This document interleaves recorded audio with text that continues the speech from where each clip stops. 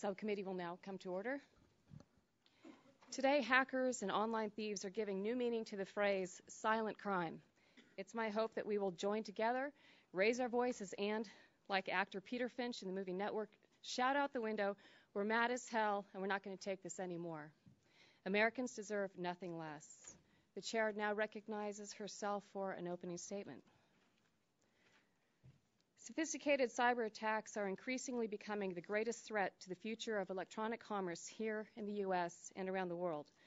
That's why Congress must take immediate steps to better protect the personal online information of American consumers. It's time for us to declare war on identity theft and online fraud. The Secure and Fortify Electronic Data Act, which establishes uniform national standards for data security and data breach notification, is our opening shot. The Safe Data Act builds on legislation passed by the House in 2009 but never acted upon in the Senate. Most importantly, it reflects the changing landscape of data breaches and data security since that time. It's an upgraded 2.0 version of data security legislation, encompassing many of the lessons learned in the aftermath of massive data breaches at Sony and Epsilon, which put more than 100 million consumer accounts at risk, and those are just the ones we know about. As subcommittee chairman, protection from identity theft and online fraud is one of my top priorities. Just last week, Citigroup, which has the world's largest financial services network, revealed a security breach in which hackers obtained personal information from hundreds of thousands of accounts. According to law enforcement officials, the hackers were able to gain access to customer names, account numbers, and contact information such as email addresses. Yesterday, we learned that an external website operated by the Oak Ridge nuclear weapons plant was victimized by a cyber attack. And earlier this week, the same group which claimed responsibility for attacks on Fox, PBS, and Sony also hacked the Senate's public website. In recent years, carefully orchestrated cyber attacks intended to obtain personal information about consumers, especially when it comes to their credit cards, have become one of the fastest growing criminal enterprises here in the United States and across the world. The FTC estimates that nearly 9 million Americans fall victim to identity theft every year, costing consumers and businesses billions of dollars annually. And the problem is only getting worse as these online attacks increase in frequency, sophistication, and boldness.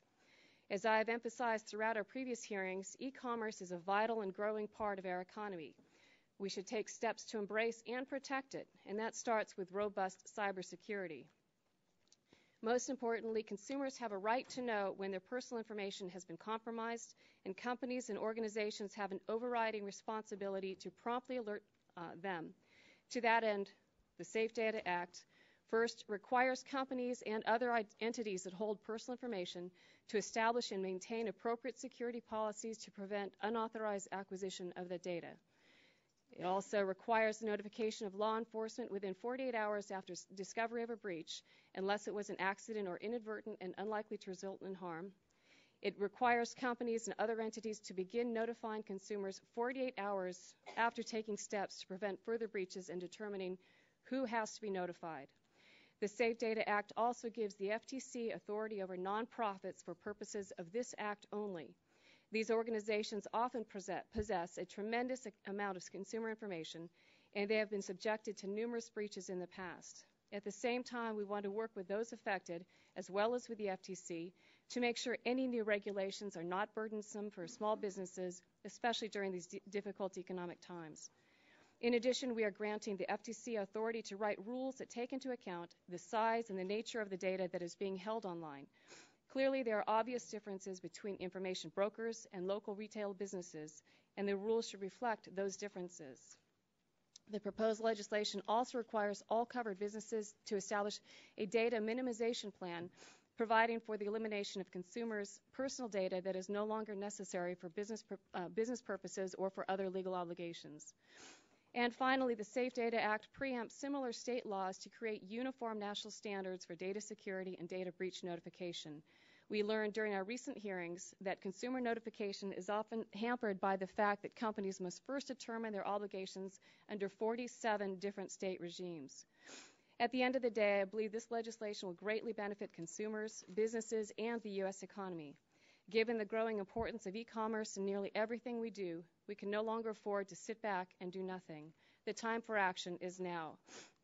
And at this point, the gentleman from, and to inform people that we do have an overflow room in 2123 for those standing who'd prefer to be sitting. Again, 2123 is the overflow room. So at this point, I'd like to recognize the gentleman from California, Mr. Waxman, for his opening statement. Thank you, Madam Chairman. I've said this at our previous hearing, and I want to repeat it today. Data security is not a partisan issue. It's something all of us should care about. Last year, there were over 597 data breaches that affected over 12.3 million records. Last Congress, this committee worked together to pass with bipartisan support a data security bill introduced by Representative Rush. Our bill passed the House in December of 2009, but the Senate never took it up, so it was not completed. The bill we're considering today is based on our bipartisan House bill from the last Congress. It contains important provisions that require companies to secure consumers' personal data and notify them in the case of breaches. And I commend Chairman Bono Mack for using last year's bipartisan bill as a starting point. There are new provisions in the chair's draft that strengthen last Congress's bill. For example, the draft contains a potentially valuable new provision requiring companies to have plans to minimize personal data they retain on individuals. Unfortunately, there are some changes in the bill that I fear weaken the bill rather than strengthen it. And this is a mistake, and one I hope we can fix as we consider this legislation. And let me raise some of the concerns I have. Under this legislation before us, Sony still would not have to notify its customers about its recent security breach. It did not restore the integrity of the data system for at least 43 days after Sony discovered the breach, and it still has not fully assessed the nature and scope of its breach. Notice is not required to the FTC and consumers under the draft until those steps have been completed. Well, that's far too long. It does little good to notify consumers after their identities have already been stolen and make them wait such a long period of time. This bill deletes key provisions on information brokers, which are companies that aggregate personal data about individuals and make a profit selling that personal information. It adds unnecessary burdens to the Federal Trade Commission's rulemaking process, making it more difficult for new pieces of data to be deemed, quote, personal. And there is significant ambiguity regarding the scope of personal information that a company is required to protect. Under this legislation, companies, including an aggregator of data, are exempted from the requirements to safeguard personal information anytime that same data can be found in various local county government buildings.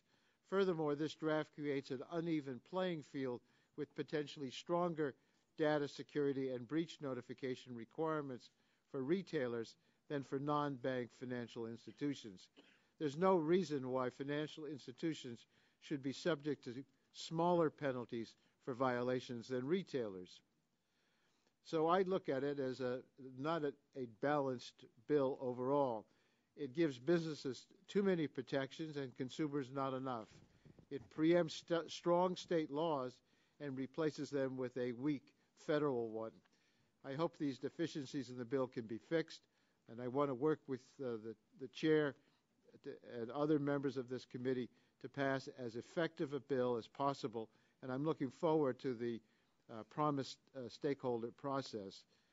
Today's hearing will give us a chance to get further information about what a bill should and should not have in its details. We have a chance to pass meaningful legislation that actually could make a positive effect on everyone, and we shouldn't pass up this opportunity. I look forward to working with you, Madam Chair. I thank the gentleman, and the chair now recognizes Mr. Stearns for 2 minutes. Thank you, Madam Chairman, and thank you very much for calling this hearing. Obviously, as pointed out by yourself and the ranking member, Mr. Waxman, this is very important that we try to get a bipartisan support for this. When I was chairman of this subcommittee, I introduced the Data Act in 2005, 6 years ago.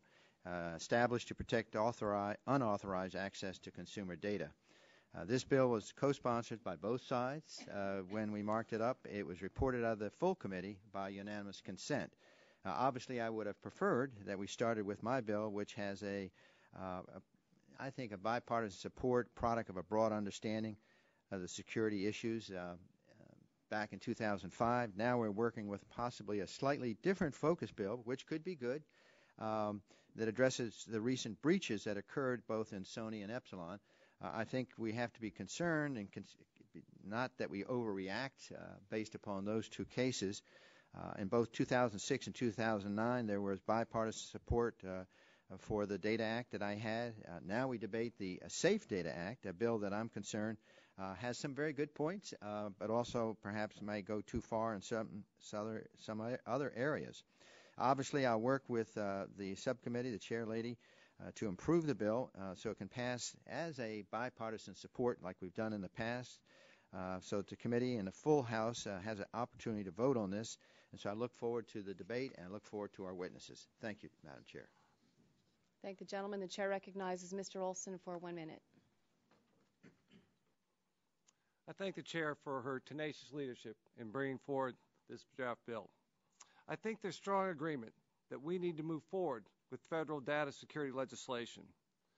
Support for federal legislation has been bipartisan. My colleague from Florida, Mr. Stearns, put forth a data security bill in the 109th Congress, which Mr. Rush introduced in the 110th and 111th Congresses. And now our chairwoman, Ms. Bono Mack, has put forth a bill in the 112th Congress. I appreciate all the efforts to help move us forward on this important issue, and I hope we can arrive at a truly bipartisan, balanced bill that protects consumers without putting unnecessary burdens on companies or hindering important uses of data. I look forward to continuing our discussion today and hope to be able to flesh out some issues that have been raised in testimony. I thank the chair and yield back my time. Thank the gentleman, and the chair recognizes Mr. Butterfield, the ranking member of the subcommittee, for 5 minutes.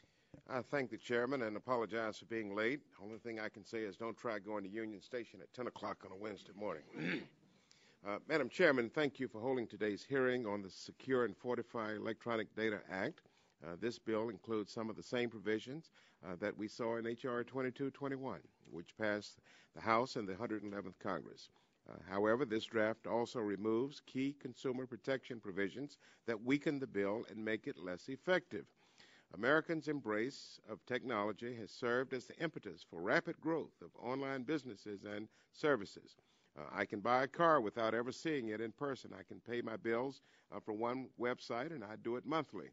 And I can even have all my data reside in a cloud, so it is accessible from absolutely anywhere. In order for e-commerce to work, there must be data exchange between customer and businesses, including names, addresses, social security numbers, dates of birth, and so on. The ability to conduct business in an online space is an amazing convenience. No one I know could do without. But the failure of some of these businesses to protect their own network infrastructure and the information demanded of their customers has led to an opening for a small but not insignificant group of criminals to exploit and profit from the data these companies hold. And even those with strong security systems in place must be vigilant and adaptable to new threats. During the 109th Congress and subsequent Congresses, members of this committee worked in a bipartisan fashion to develop the Data Accountability and Trust Act to address the issue of data security. In the last Congress, my friend and former chairman of the subcommittee, Mr. Rush, introduced the data bill, which ultimately passed the House, but the Senate failed to act. That bill included special requirements for information brokers, including requiring brokers to submit security policies to the FTC and requiring an annual audit of brokers' security practices, among other things. Striking those key provisions from the bill significantly weakened the consumer protections it is supposed to provide. Further, the draft bill defines personal information to exclude information that is publicly available. In doing so, the bill gives the green light to data aggregators to continue with business as usual without being required to have any safeguards in place to protect the data. Madam Chairman, with over 2,500 data breaches having occurred since 2005, it is clear that the serious work of protecting consumers' data is something that has taken a back seat in Congress for too long.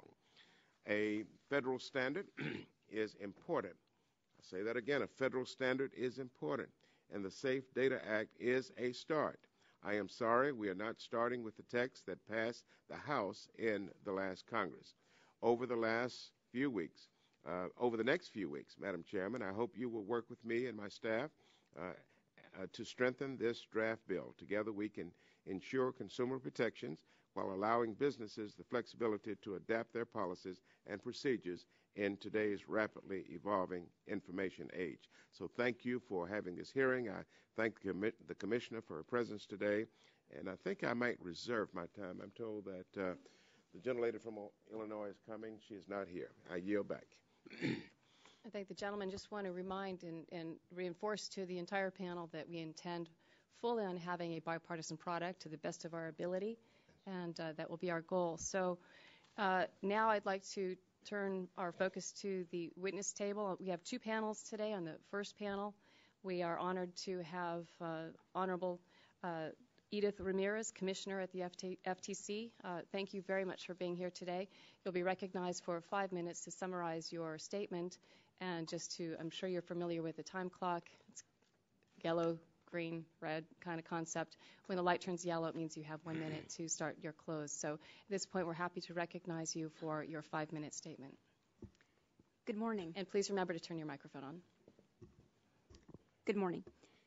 Chairman Bono-Mack, Ranking Members Butterfield and Waxman, and members of the subcommittee. I am Edith Ramirez, a Commissioner of the Federal Trade Commission. I appreciate the opportunity to present the Commission's testimony on data security. I want to thank you, Chairman Bono-Mack, and the committee for your leadership on this important issue. Before I continue, I'd like to note that my written testimony represents the views of the Federal Trade Commission, but my oral remarks and responses to questions are my own and may not reflect the views of the Commission as a whole or of other commissioners. As the nation's consumer protection agency, the FTC is committed to protecting consumer privacy and promoting data security in the private sector. If companies do not protect the personal information they collect and store, information could fall into the wrong hands, resulting in fraud and other harm, and consumers could lose confidence in the marketplace. Although data security has recently been in the news, this is not a new priority for the FTC. To the contrary, for a decade, the FTC has undertaken substantial efforts to promote data security in the private sector through law enforcement, education, policy initiatives, and recommendations to Congress to enact legislation in this area. Since 2001, the FTC has brought 34 cases charging that businesses failed to appropriately protect consumers' personal information. This includes a final settlement the Commission is announcing today against Ceridian Corporation, a large payroll processor. Ceridian's clients upload their employees' sensitive information, including social security numbers and bank account numbers, which are stored on Ceridian's network. The FTC's complaint charged that Ceridian didn't maintain reasonable safeguards to protect this employee information. As a result, a hacker was able to gain access to it. The FTC's order requires Ceridian to implement a comprehensive data security program and obtain independent audits for 20 years. The Commission also promotes better data security through consumer and business education. For example, on the consumer education front, we sponsor On Guard Online, a website to educate consumers about basic computer security. Since its launch in 2005, there have been over 14 million unique visits to On Guard Online and its Spanish-language counterpart, Alerta en Línea. We also conduct outreach to businesses, especially small businesses, to provide practical advice about data security. The Commission also engages in policy initiatives to promote data security. Last December, FTC staff issued a preliminary report proposing a new framework to improve consumer privacy and data protection. Among other things, the report advocates privacy by design, which includes several principles essential to data security. First, companies, no matter what their size, should employ reasonable physical, technical, and administrative safeguards to protect information about consumers. Second, companies should collect only that consumer information for which they have a legitimate business need. Third, businesses should retain data only as long as necessary to fulfill the business purpose for which it was collected and should promptly and securely dispose of data they no longer need.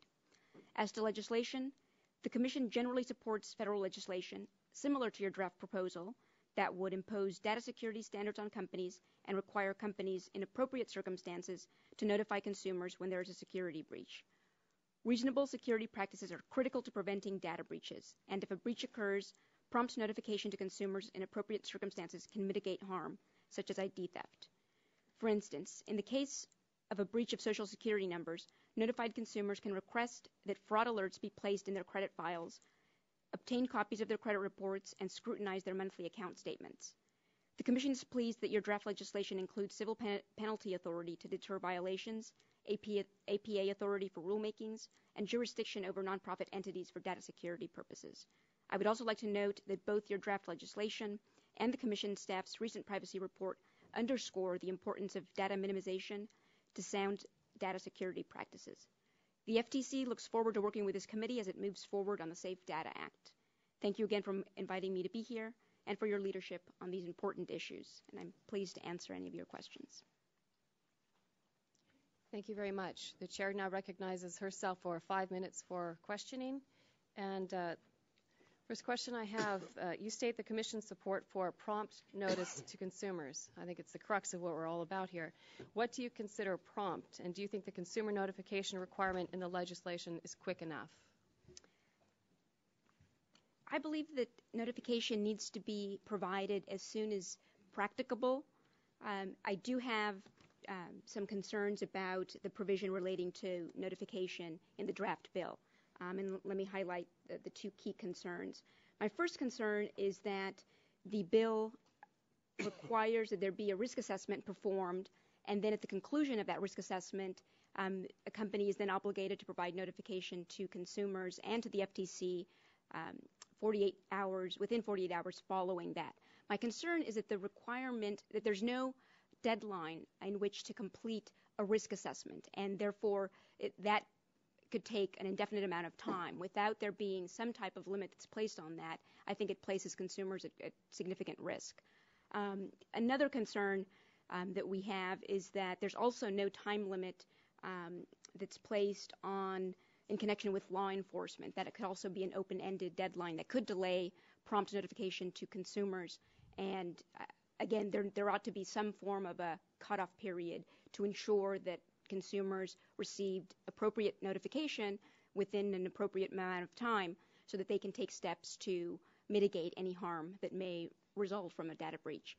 I'd also like to emphasize that providing prompt notice to the FTC is also very critical, and in our view, notice to the FTC should be provided at the same time that it's provided to other law enforcement agencies. Thank you.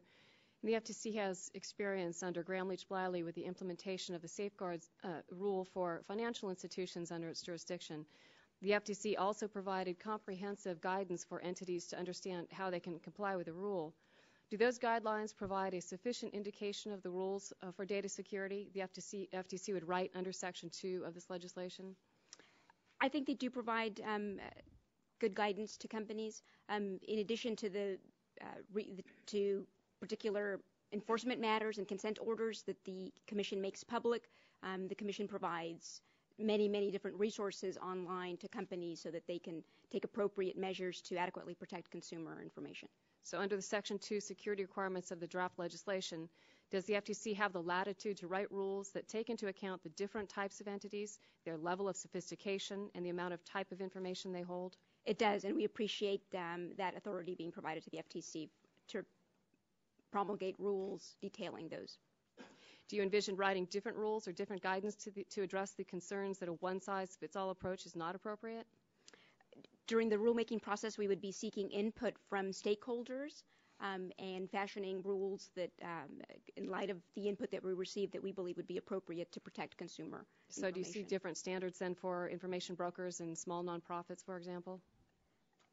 We believe that companies, no matter what the size, need to provide solid and good data security measures. At the same time, the standards that the FTC employs in its enforcement work is a reasonableness standard, so we do take into account the size of a company, the nature of the information that's been placed at risk, and other factors that may weigh in on that calculus. Since we first started this process 6 years ago, 46 state laws have emerged. Nearly every one of them, including California, have exemptions from the definition of personal information for information made publicly available by the government, and in some cases, information made public by the media. The exemption included in this draft is confined to information made publicly available by the government. Have you seen any problems of unlawful activity associated with publicly available information? Yes, we do have concerns about there being an exemption for all public information. The difficulty is that these days there are data brokers that collect information that in the past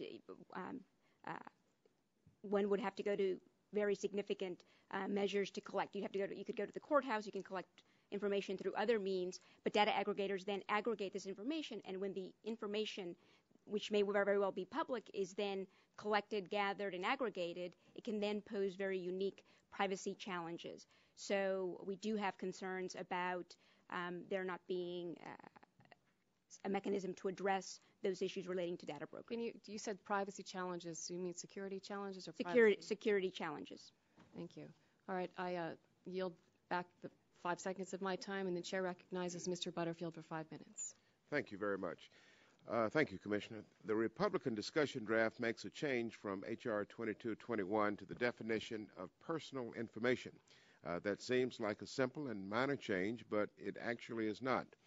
It excludes public record information from the definition of personal information. Given that technology has made access to and aggregation of numerous types of records very cheap and easy, the consequences of this change are quite significant. Before it became cheap and easy to store vast amounts of this information in one place, no one thought about going out and collecting these records. To see these records, you had to, as you said a moment ago, go from town hall to town hall or courthouse to courthouse and look at them one at a time. But now, millions and millions of records regarding millions of our constituents are being kept on servers, usually belonging to information brokers. If you're a criminal wanting to do harm to lots of people in one swoop, the Republican discussion draft will be an advantage to you. This collection and aggregation in one place has changed the value of this information and its susceptibility to criminal misuse, and it concerns me that this draft bill leaves this information unprotected. Because of the change to the definition of personal information to exclude public record information, there is no longer an obligation to provide any protection at all for this information. Have I said it correctly, Commissioner, or have I misspoken? We agree with that concern, yes. Do you believe that just because information could have been collected elsewhere, a covered person should be relieved of the obligation to protect this information when they collect and aggregate the information in one place and make it more valuable and potentially more dangerous? Please help me with that.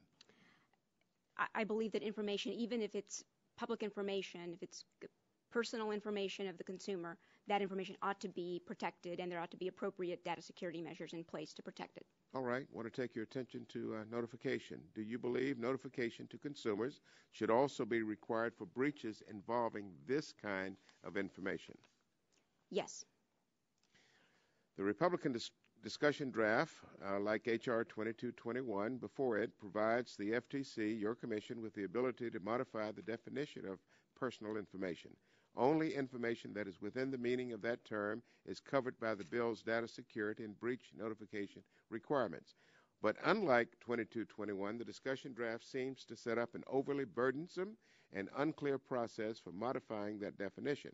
If the FTC wanted to change the definition for the purposes of either the data security or notification sections, it would have to find, among other things, that modification would not unreasonably impede Internet or other technological innovation or otherwise adversely affect interstate commerce. End of quote. Question, do you believe this language regarding impediments to innovation provides the FTC with much of a clear standard against which to determine whether a modification is appropriate? I do have concerns about the standards that are imposed, in addition to the limitation on changes to the definition that could impede innovation. As you mentioned, it also requires that the Commission only make a change when there's a technological change at issue, and that's in connection with the data security piece of the proposed bill. So that does raise concerns because we feel there are issues with the definition of personal information. It's too narrow, and we would not be able to address those concerns. Well, what would you do? How would you make that determination? if you were called upon to do so? Well, again, we would want to work with the committee on establishing an appropriate limitation, but let me articulate a couple of concerns that we have with the personal information limitation in addition to the public records exemption. Two things. First, we believe that the financial provision focuses solely on financial related information and doesn't take into account, for instance, other information that would be sensitive and to a consumer. For instance, health information that would not otherwise be protected under HIPAA would not be covered by the language in the draft bill. So that would be a concern that we would not be able to address through the rulemaking that's provided in the draft bill. And what about the language that speaks to impeding innovation? I don't know how you define that. That would be a difficult standard also to apply, and so arguably rules by the Commission could be challenged by parties arguing that the change in definition could impede growth and make other arguments. So it would place an undue burden, we believe, on the Commission. Thank you. I yield back. I think the gentleman want to thank him very much for pointing out the few bracketed points in the legislation where we specifically bracketed them because we too have questions in the draft. So appreciate the clarification and your input, and I appreciate the gentleman's taking the opportunity to raise that. Chair recognizes Mr. Stearns for 5 minutes. Thank you, Madam Chair. One thing I just thought we'd clear that I think the federal preemptions that they had in my bill in 2005 and the bill that passed in the rush haven't changed. So as I understand, I just want to ask counsel, is that true that the federal preemption have not changed so that any criticism that would be brought from that side because of that they haven't changed at all? Yes, sir, that is correct. Okay. Mr. Ramirez, as you're aware, in the bill, the Federal Trade Commission has the authority to change the very fundamental definition of personally identifiable information. So this gives you this broad latitude. I think a lot of us are a little concerned about. Do you think there's an opportunity where the Federal Trade Commission, under any circumstances, would trigger the need for them to alter, to update, to change that basic definition, how it's currently drafted in the bill now? Because you've got this definition that people understand in the bill, yet you have the authority to change it. Under what circumstances would you change it, and perhaps you could explain what would cause it? One circumstance that could arise, there could be changes in technology that could require additional information being needed. But isn't personal identifiable information pretty much technology neutral because it represents an understanding of the privacy of the individual?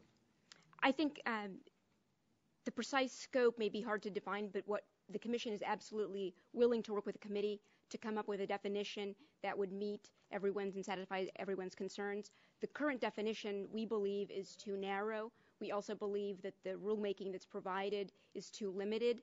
I will say that the rulemaking process that the Commission employs is a process by which we do seek input from stakeholders, and we believe that through that rulemaking process we would be able to address any need for change, but at the same time taking into account any concerns that you and others may have, Congressman.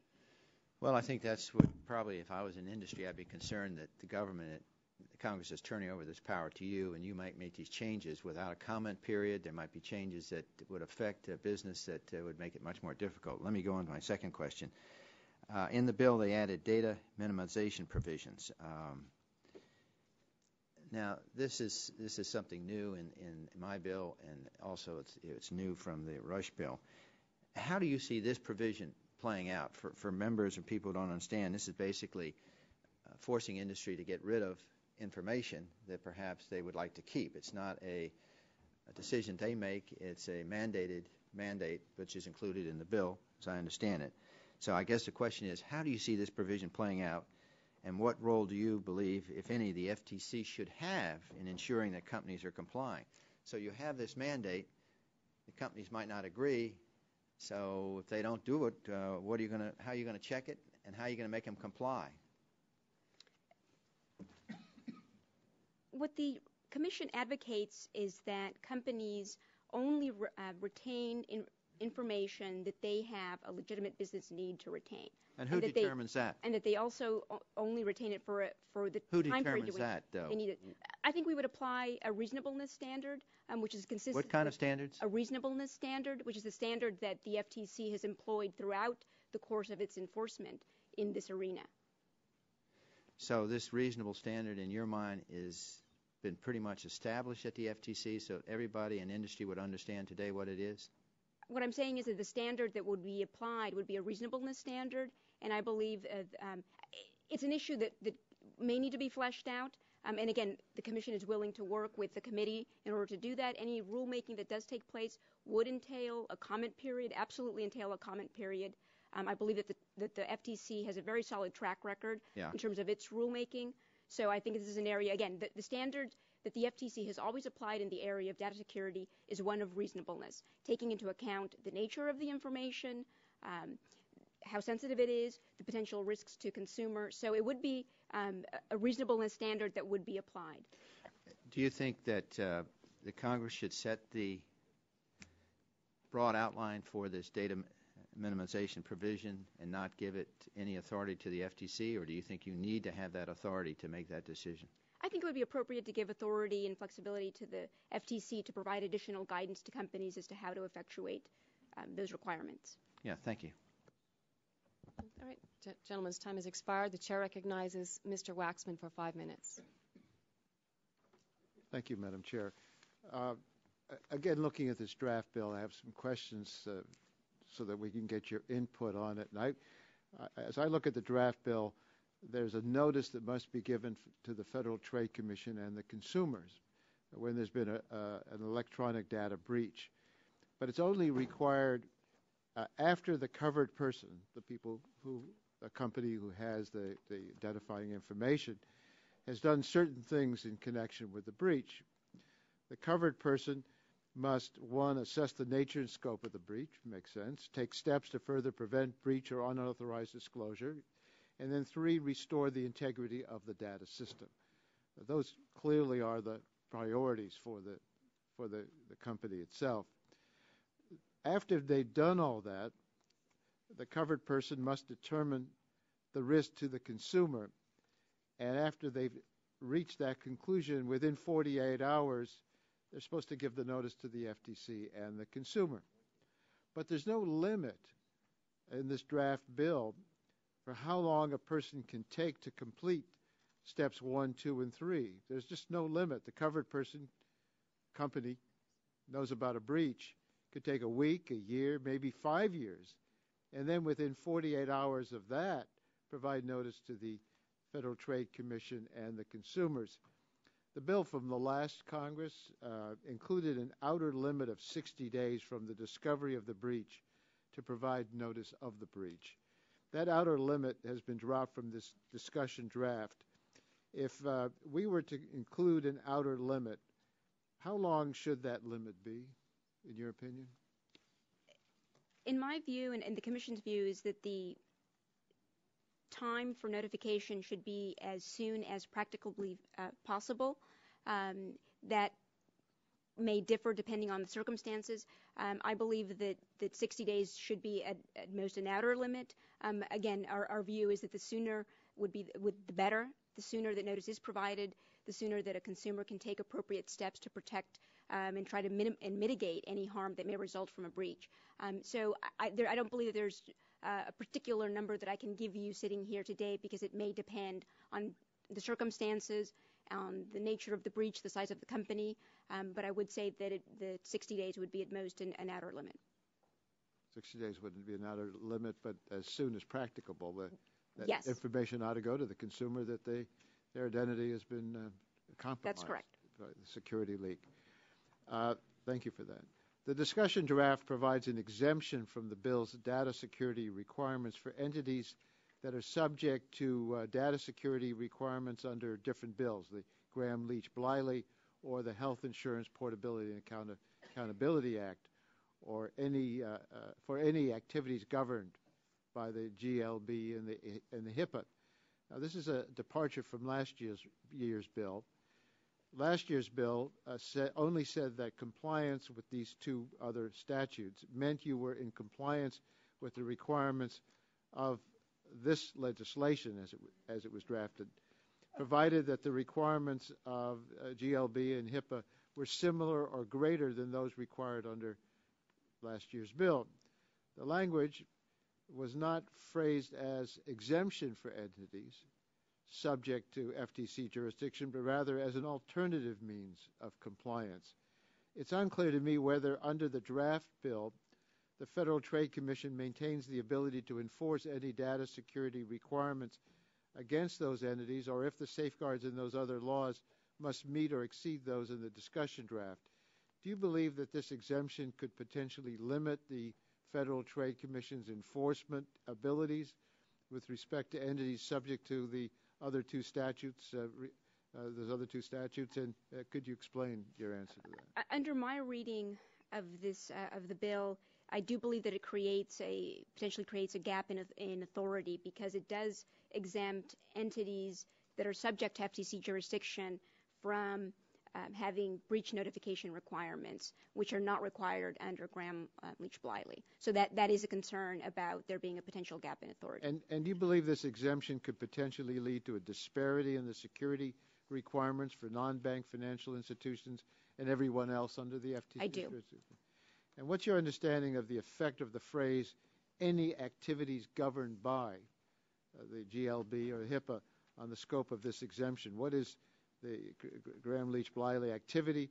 Is that just issuing privacy notices? Is that following the FTC safeguards rule, or is that marketing?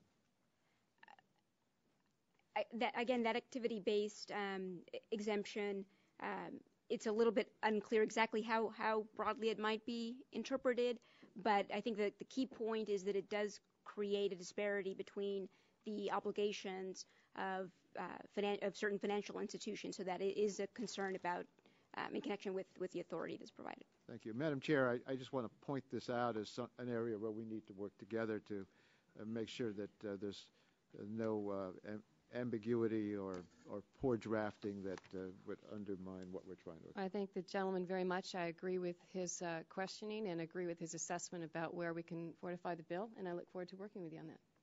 And the chair is happy to recognize Mr. Olson for 5 minutes. I thank the chair. Commissioner Ramirez, welcome. Thank you for your time today. As you know, the Safe Data Act would require an entity to begin to notify as promptly as possible, and that's a quote, individuals whose personal information was acquired or assessed in a breach following an assessment, and that notification should be based on risk of harm, not just on the fact that a breach had occurred. Otherwise, we may find ourselves in a situation where consumers are flooded with notices by companies, become desensitized, and then may not take action to protect themselves when there is a real risk due to a significant breach where personal identifiable information was stolen and identity theft could occur. As currently drafted, this legislation's standard for risk is, quote, reasonable risk of harm. In response to my colleague, Congressman Stern's questions, you said that that is the standard that the FTC supports. Do you think consumers would be better served in the long run if the standard were changed to, quote, significant risk of harm, end quote? And what, in your opinion, is the difference between a reasonable risk of harm and a significant risk of harm? I don't think that consumers would be better served if the standard were to be elevated to a significant risk. I think the key objective, as I understand it, of the draft bill is to ensure that consumers are appropriately protected if there is a breach.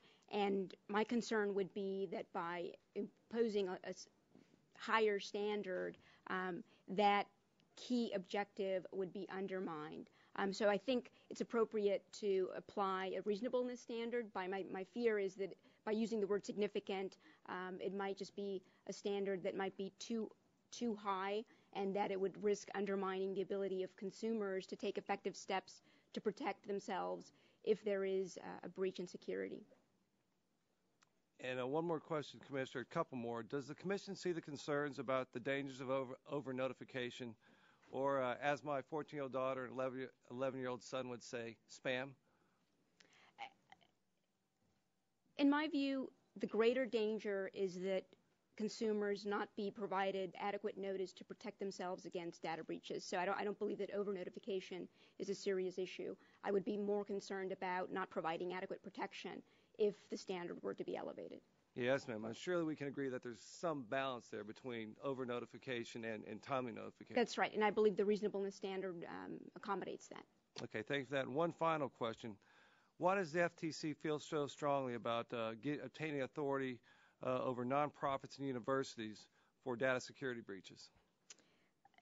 The issue there is that regardless of the nature of the particular entity, if the entity does have personal information about a consumer and there's a data breach, there is harm to the consumer regardless of whether that entity is either a nonprofit or a for-profit entity. So that distinction, in our view, would not provide adequate protection. So we're pleased to see that the draft bill does provide coverage for nonprofits. Yes, ma'am. I'm hearing some concerns from the nonprofit sector and the universities about this provision, and I'd like to work with you forward and work with the chairman to resolve these concerns back home for the people I represent. We would be pleased to do so. Great. Thank you, ma'am. I yield back my time. I think the gentleman in the chair recognizes Mr. Gonzalez for 5 minutes. Thank you very much, Madam Chairwoman. To my colleagues who have worked on this for the past few years, again, just that we continue down this road and haven't been successful yet. We've passed things out of the House, and then we can't say that much about controlling anything that the Senate does, but it doesn't mean that we will not be moving timely and aggressively. To Mr. Stearns, thank you for his leadership. I still remember way back then, Cliff, when we used to say, don't collect it if you can't protect it. Remember we used to say that? And I think we're still saying that. And what has transpired since that time is that we haven't had the safeguards, we haven't had the review and the protections, of course, and we've just had, what have we had? We've had more breaches. I'd like to think that had we had something in place, we would not have the occurrences that have transpired recently. Commissioner Ramirez, thank you very much for being here today. My question is going to go to information brokers, and I do want to compare past efforts with the present effort, and hopefully we can even improve what we have in the initial draft. H.R. 2221 had a lot. Is it related to information brokers? And I just want to get your opinion as to whether any new version of legislation should maybe also include some of these responsibilities that information brokers should be charged with. We had accuracy, access, and dispute resolution aspects or provisions when it came to brokers, but I'm going to be a little more specific on some things that I believe, and at this early date, the draft would not include, and I'm going to ask whether you think it'd be important that we would include these particular provisions. 2221 required information brokers to submit its security policies to the FTC. Is that a good idea? I think generally data security brokers need to be covered under any appropriate legislation, just as any other entity would be. If they collect information about a consumer, they ought to be covered. 2221 permitted the FTC to conduct an audit or require each information broker to conduct an audit of its security practices. Good provision? Again, I think the data security measures that apply to other entities ought to apply equally to data brokers, because any entity that collects, gathers, and uses personal information of consumers need to have appropriately protective data security measures. Maybe even more so, since that's their primary objective and activity, is it not? As opposed to someone else that, again, relative to their own commercial transaction, may require certain information that is personal in nature and needs to be protected. But we're talking about information brokers. The very purpose of their existence is to do what? I understand the point. All I'm trying to say is that all entities that gather information that's personal to consumers create a potential risk of harm when there's a data breach. So from the Commission's perspective, we don't want to draw distinctions. If an entity collects and uses consumer information, there ought to be appropriate data security measures, and absolutely they ought to apply to data brokers. And that's the reason it was in 2221, and we would agree with you, of course. The last two, because I have about a minute and a half, required the FTC to promulgate rules requiring information brokers to establish measures facilitating the investigation of breaches. Would that be important? Yes. And lastly, prohibited information brokers from pretexting, the practice of obtaining information through false representations. Yes. Thank you very much. Now yield back, Madam Chair. Thank the gentleman, and the chair recognizes Mr. Pompeo for 5 minutes. Thank you, Madam Chairman. Thank you for being here today, Ms. Ramirez. You talked about your concern that for the exemption for publicly available information, that you said that now with current technology it has increased the value of that information. Can you give me an example of what you're thinking of? I think there are a number of companies that gather information about consumers because it may aid, for instance, in connection with advertising and online behavioral advertising in particular. So I know that the Wall Street Journal series has identified a number of companies that do this. It's an area that's of significant concern to the Commission. And again, regardless of the fact that the information may be publicly available, given that it's now aggregated and it can be accessed technologically in much more easily, it raises significant data security concerns. And what kind of information is you're concerned about? Is it addresses? Is it tell me what it is that's publicly available that you're concerned about this aggregation of this information in the hands of these people you think are going to do harm? It could be addresses. It could be name, family members that reside in a house. That combined with other information could potentially lead to security concerns. Okay, thank you. I want to come back to something Congressman Stearns was speaking. He was talking about the definition in the draft of legitimate business purposes. And if I understood your testimony correctly, you want to retain the authority, that you want the FTC to retain the authority to define that. That is to say, we're going to apply a reasonableness standard. Is that correct? That's right. Forgive me for my skepticism. I've been 16 years in business, and when the federal government says, don't worry, we'll be reasonable, it causes my alarm bells to go off in my head. Perhaps it might help if I can articulate a concern. In many of these data breach cases, we find that information has been maintained for very lengthy periods of time when, in fact, the company really had no reason to maintain that information. So that's why we, and I personally believe that companies need to take greater care in ensuring that the consumer information that they maintain is needed. And if it's no longer needed, they should dispose of that information safely. Otherwise, it just increases the potential for harm should there be a breach. Suppose a company had some information and they had no real current use for it, but they thought there might be value in that information 20 years from now. They might be able to sell their business and someone else might be able to use that information, but they couldn't touch today what exactly it is they thought the value of that was. But a legitimate business person, at least in that business owner's mind, was, I think there's value there. I worked to get that information. I obtained that information lawfully, and I now possess it. And I'd just like to hang on to it because I think there may be a good lawful use for that information sometime down the road. Would you consider that, after 10 or 20 years, would you consider that a legitimate business purpose in retaining that information? I would be concerned that there are many companies that do make that statement.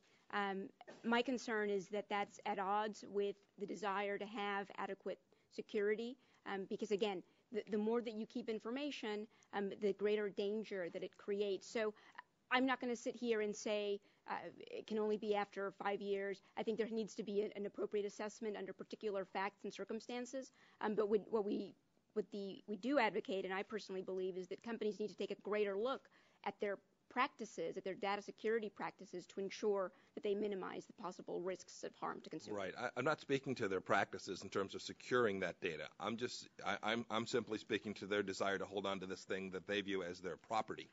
Right, this thing that they've paid for and worked really hard to maintain, and they're engaged in the most capable security process you can imagine. They've not had a breach, and all they want to do is hold on to their property.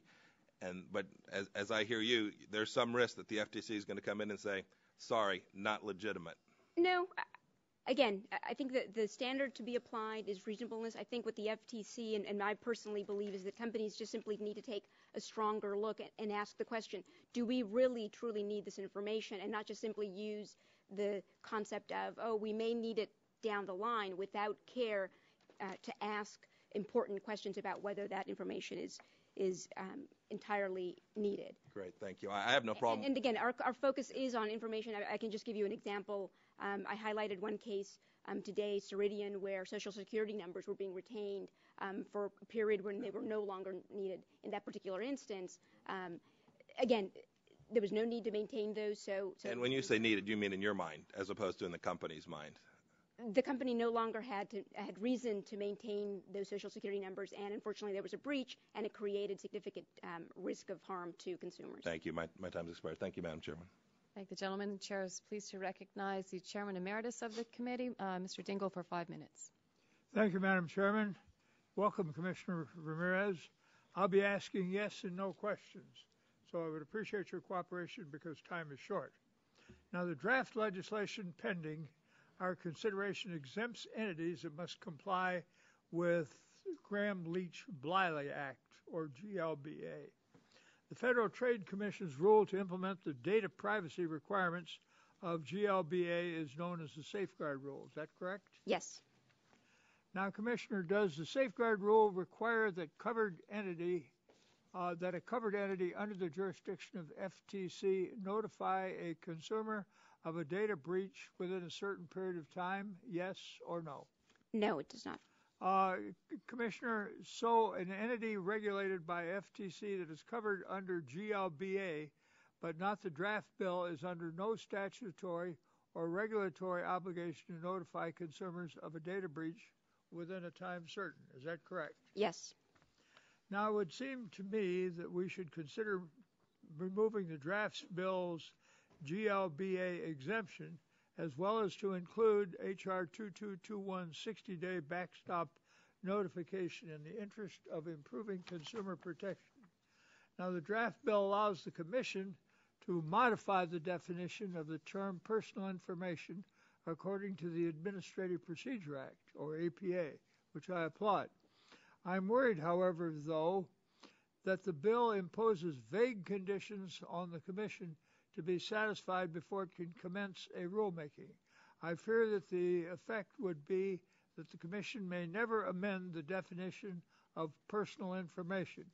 Now, Commissioner, has the Commission examined this matter, and if so, does the Commission share my opinion on the matter? We do have concerns about the ability of the FTC to modify the definition of personal information, as I've articulated earlier in my testimony. Now, I would request that the Commission submit its comments for the record. Would you do that for us, please? Yes, of on course. This question? Now, I understand the draft bill does not treat data brokers any different from other entities that collect and store personal information. This is a change from H.R. 2221, which, by the way, passed the House overwhelmingly, which describes additional requirements for data brokers.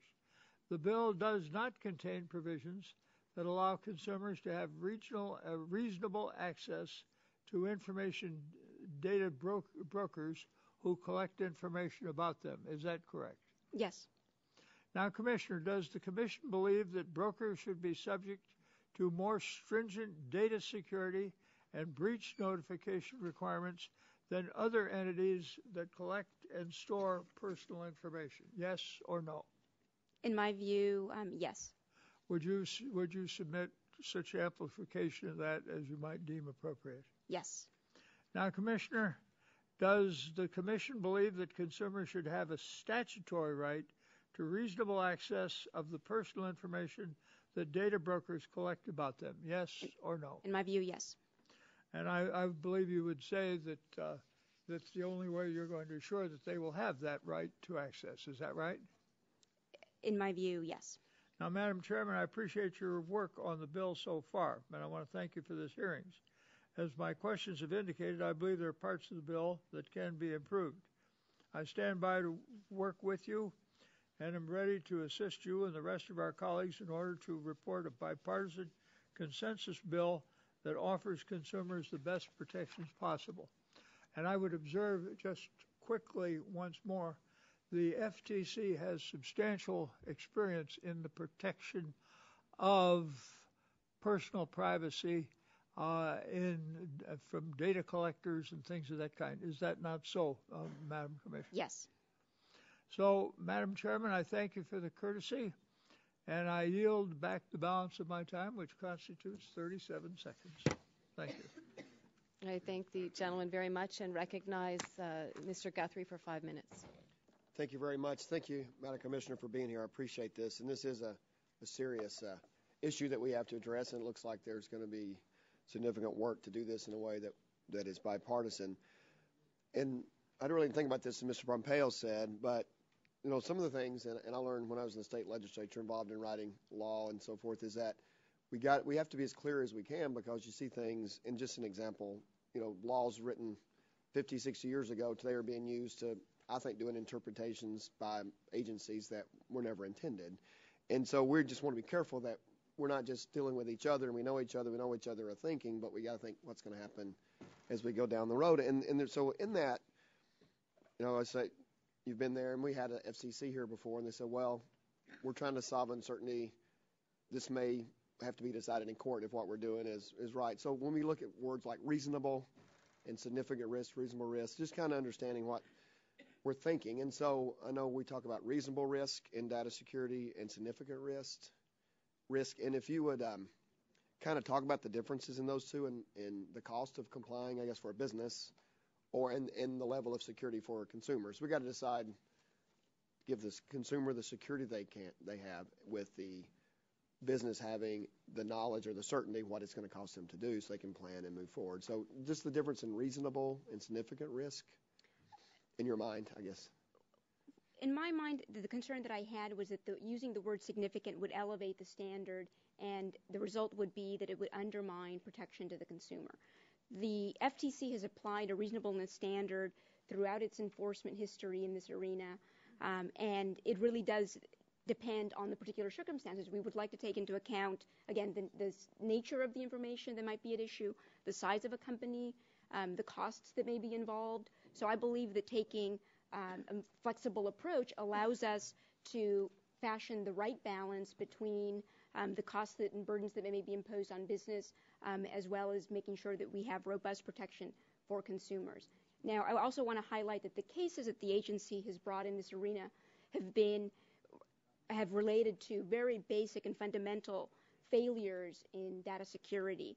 These have not been close calls. So I hope that provides some assurance to those who may have concerns. Yeah, I'm not an attorney. I did have one law school class, and the questions on tests aren't usually the obvious things, and that's where usually there's some area that's why it ends up in court, not that it's clear that somebody had data for 20 years, had Social Security numbers, had no need for them, and somebody breached and took them. Matter of fact, at the expense of what a breach costs a company, I wouldn't want to hold on to that information more than if I didn't have a purpose or a need for it. But and I want to hit one thing, and I'll yield back. You talked earlier about the time for notification was too long, I guess, in the draft. You thought was too long? And did you say what you thought was reasonable for that, or what you suggest? Our view is that notification ought to be provided as soon as practically feasible, because, again, the circumstances may change. In certain situations, it may be appropriate to have a short requirement of just a few days. In other situations, there may be a need for a company to take more time to provide notification. So I think there ought to be an outer limit, and I've suggested that 60 days would be an outer limit.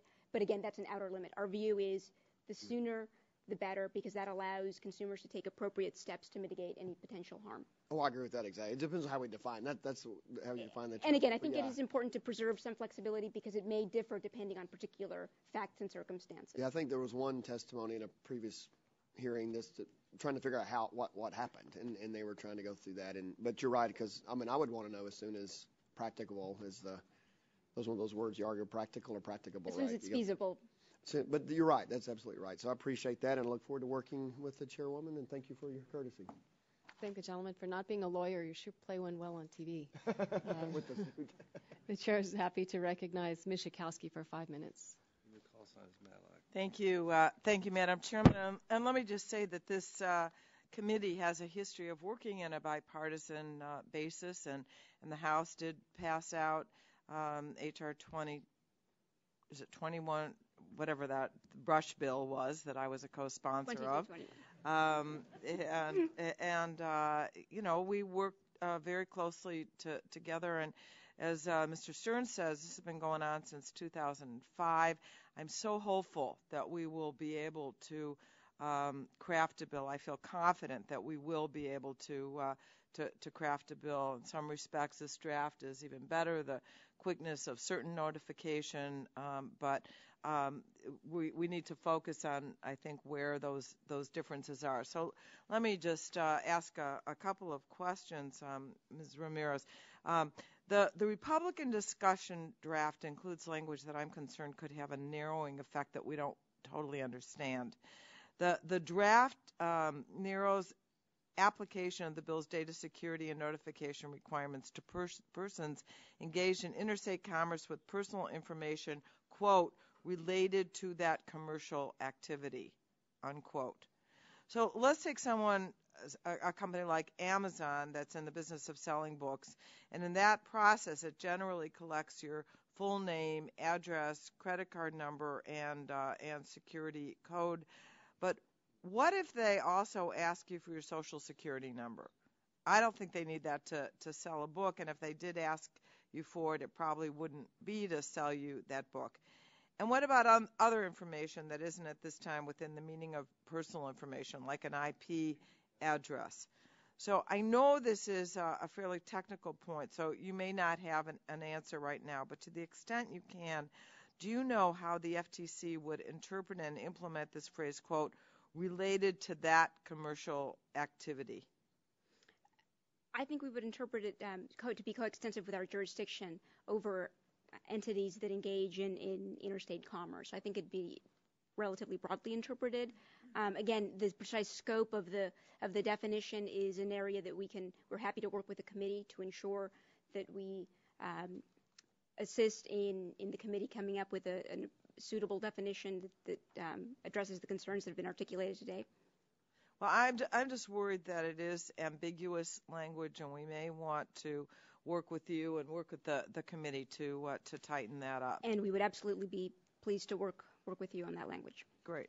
Here we go. H.R. 2221 from the last Congress and the Republican discussion draft of the Safe Data Act require notice to the FTC and consumers of an electronic data breach only if the covered person has determined that the breach, quote, presents a reasonable risk of identity theft, fraud, or other unlawful conduct. I know that others have asked this, but I wonder if one more time. Do you believe this trigger for notification based on reasonable risk, et cetera, is appropriate? I do. I think that the standard of reasonable risk gives appropriate flexibility and to accommodate both the need to protect consumers as well as the need to take into account any burdens, excessive burdens on business. And it falls on the covered person to determine whether or not the trigger has been, for notification to the FTC and consumers, has been met.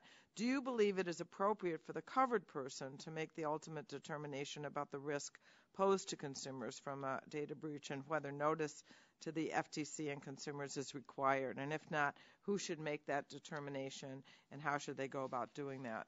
That's a serious concern that we have. We believe that the FTC ought to be notified at the same time as other law enforcement agencies so that we can also examine the issue and determine if there ought to be notification that may differ from the determination that's made by the company. Thank you. And finally, in the few seconds I have, H.R. 2221 require notice to law enforcement, the FTC, and consumers in the event of a data breach involving electronic records. There's no requirement for notice in the event of a data breach involving paper records. Do you believe the scope of the notification requirement should be expanded to include data breaches involving paper records? I do. I believe that paper records can also pose serious concerns and risks to consumers. Thank you, and I yield back. At zero. Thank the gentlelady. And the chair, I was going to give Christmas presents that equaled per second, like Christmas gifts would be valued by the size of the amount of time you give back. Chair's happy to recognize Mr. Harper for 5 minutes. Thank you, Madam Chairman. And thank you, Commissioner, for being here and giving us your insight into this. If I could just talk a little bit more about reasonable risk or significant risk, and you've indicated you support the reasonable risk standard.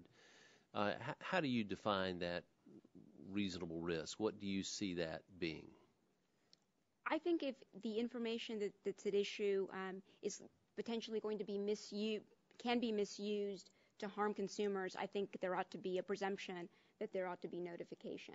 Again, I do want to highlight that the agency has done significant work in this arena, and our enforcement actions and consent orders that we've entered into, I think, can elaborate more fully on the situations that we have found where action was necessary.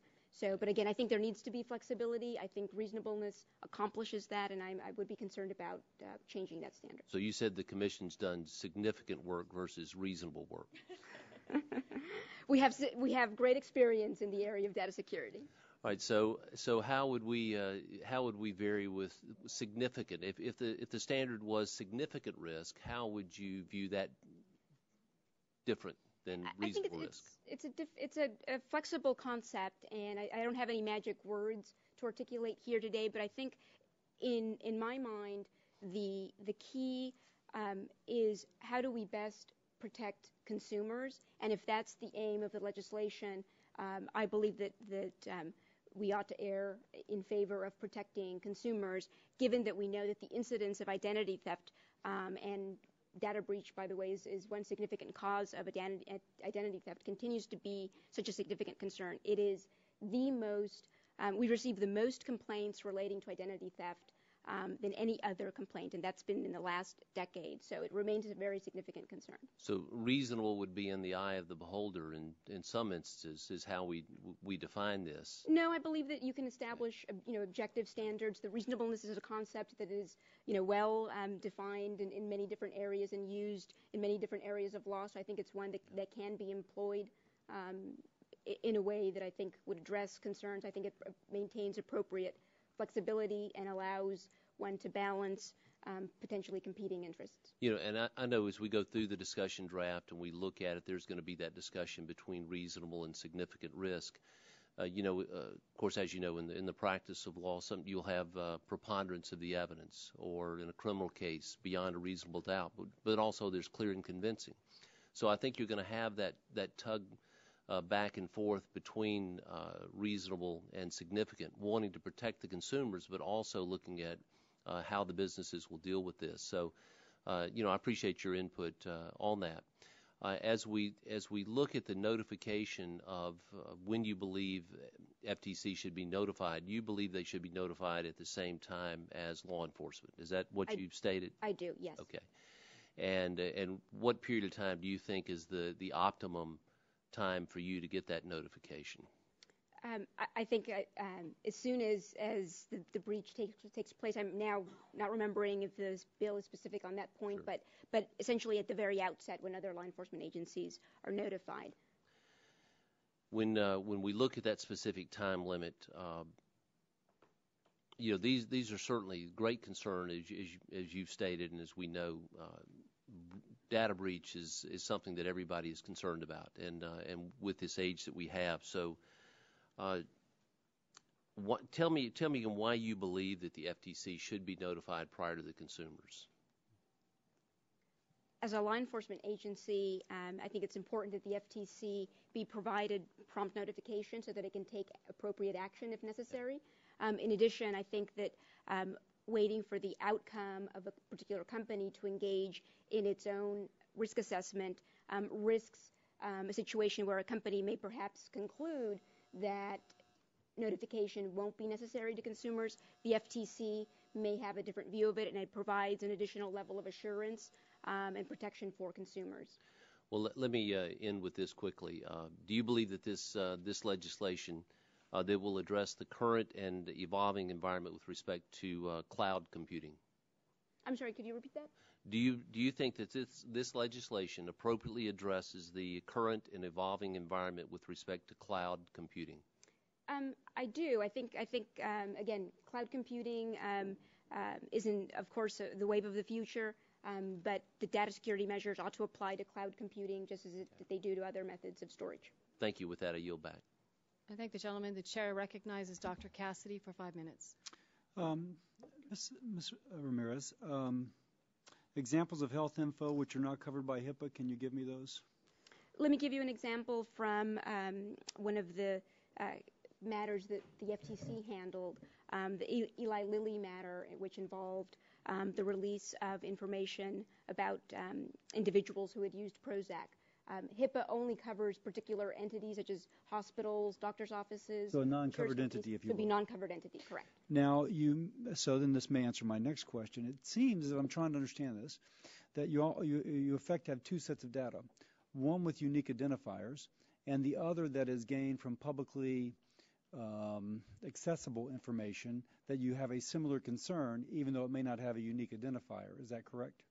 Well, it's not the issue of a unique identifier. Again, when it comes to public records, our concern is that once you compile information and you gather information that in the past might have been very difficult to collect, once it's collected in one place, that can then raise very serious concerns. So what are those concerns?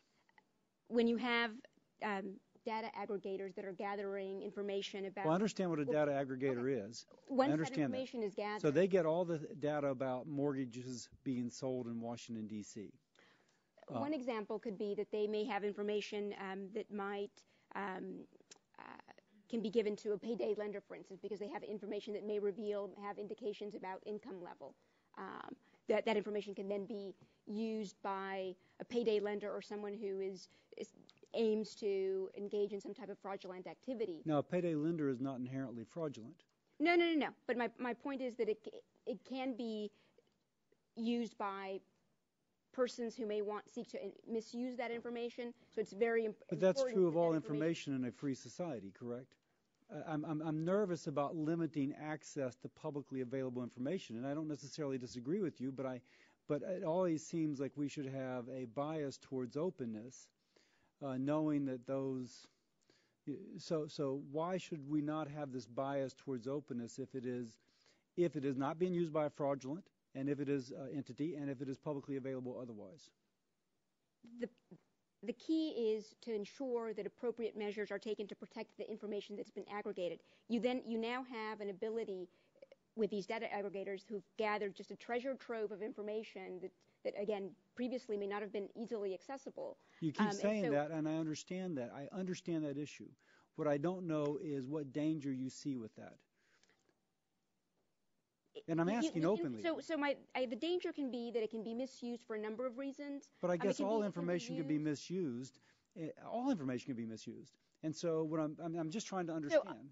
So the fundamental point is that information needs to be protected, and if that information if there's been a breach, the consumer ought to be notified. And in the case of data brokers, I believe that there ought to be some additional requirements where a consumer may have Can you give me, just so I understand better, because clearly I'm struggling, can you give me a specific example of where, and just so I can understand, again, I'm not challenging, I'm trying to understand, a specific example of where a data aggregator had data that was breached that did not include a social, did not include a credit card number, a security code.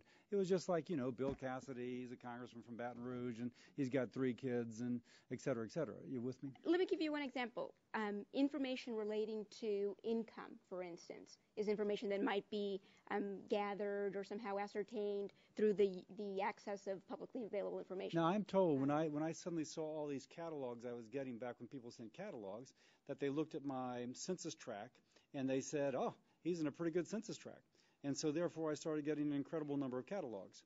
Now, are we going to restrict the ability of someone to know what census tract I live in?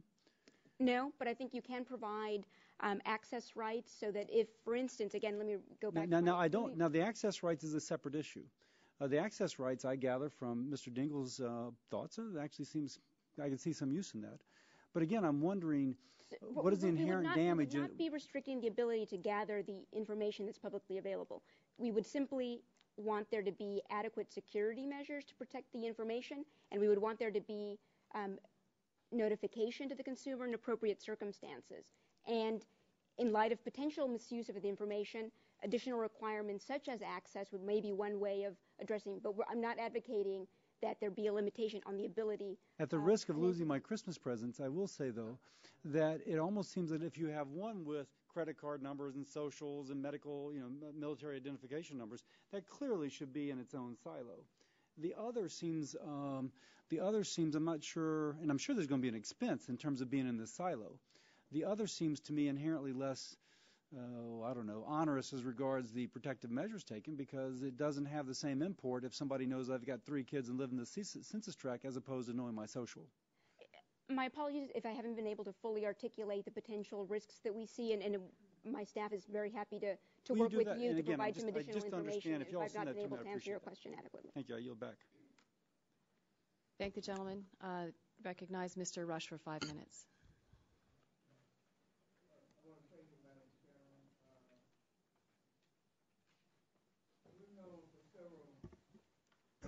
Congresses now that massive mega data breaches could and will occur, and we've had the vision to introduce legislation to make these breaches more difficult to perpetuate, and that would make consumers as close as to whole as possible when they piece back together their personal lives and identities. The Data Accountability and Trust Act that I reintroduced in May, along with Congressman Barton and Congressman Schakowsky, is essentially the same bill that was passed out of this committee in December 2009 in the 111th Congress as H.R. 2221. That bill passed out of the House on suspension and was then referred to the Senate Commerce Committee. When I became chair of this subcommittee in the 110th Congress, I introduced H.R. 958, which has since been shaped to keep up with online and network technologies and emerging formats for storing consumer data. These technologies and formats improve consumers' lives and make new and exciting business and revenue models viable. But it's been important in our approach to maintain technologically neutral so that we don't pick winners and losers, and also remain cognizant of the unique natures of the business models and realities involving what the bill defines as service providers, information brokers, and fraud databases. And Madam Commissioner, I only have a few minutes, so I'm going to ask you a few questions, and I intend to ask each panel these questions. So if I can get a yes or no answer, that would certainly help me.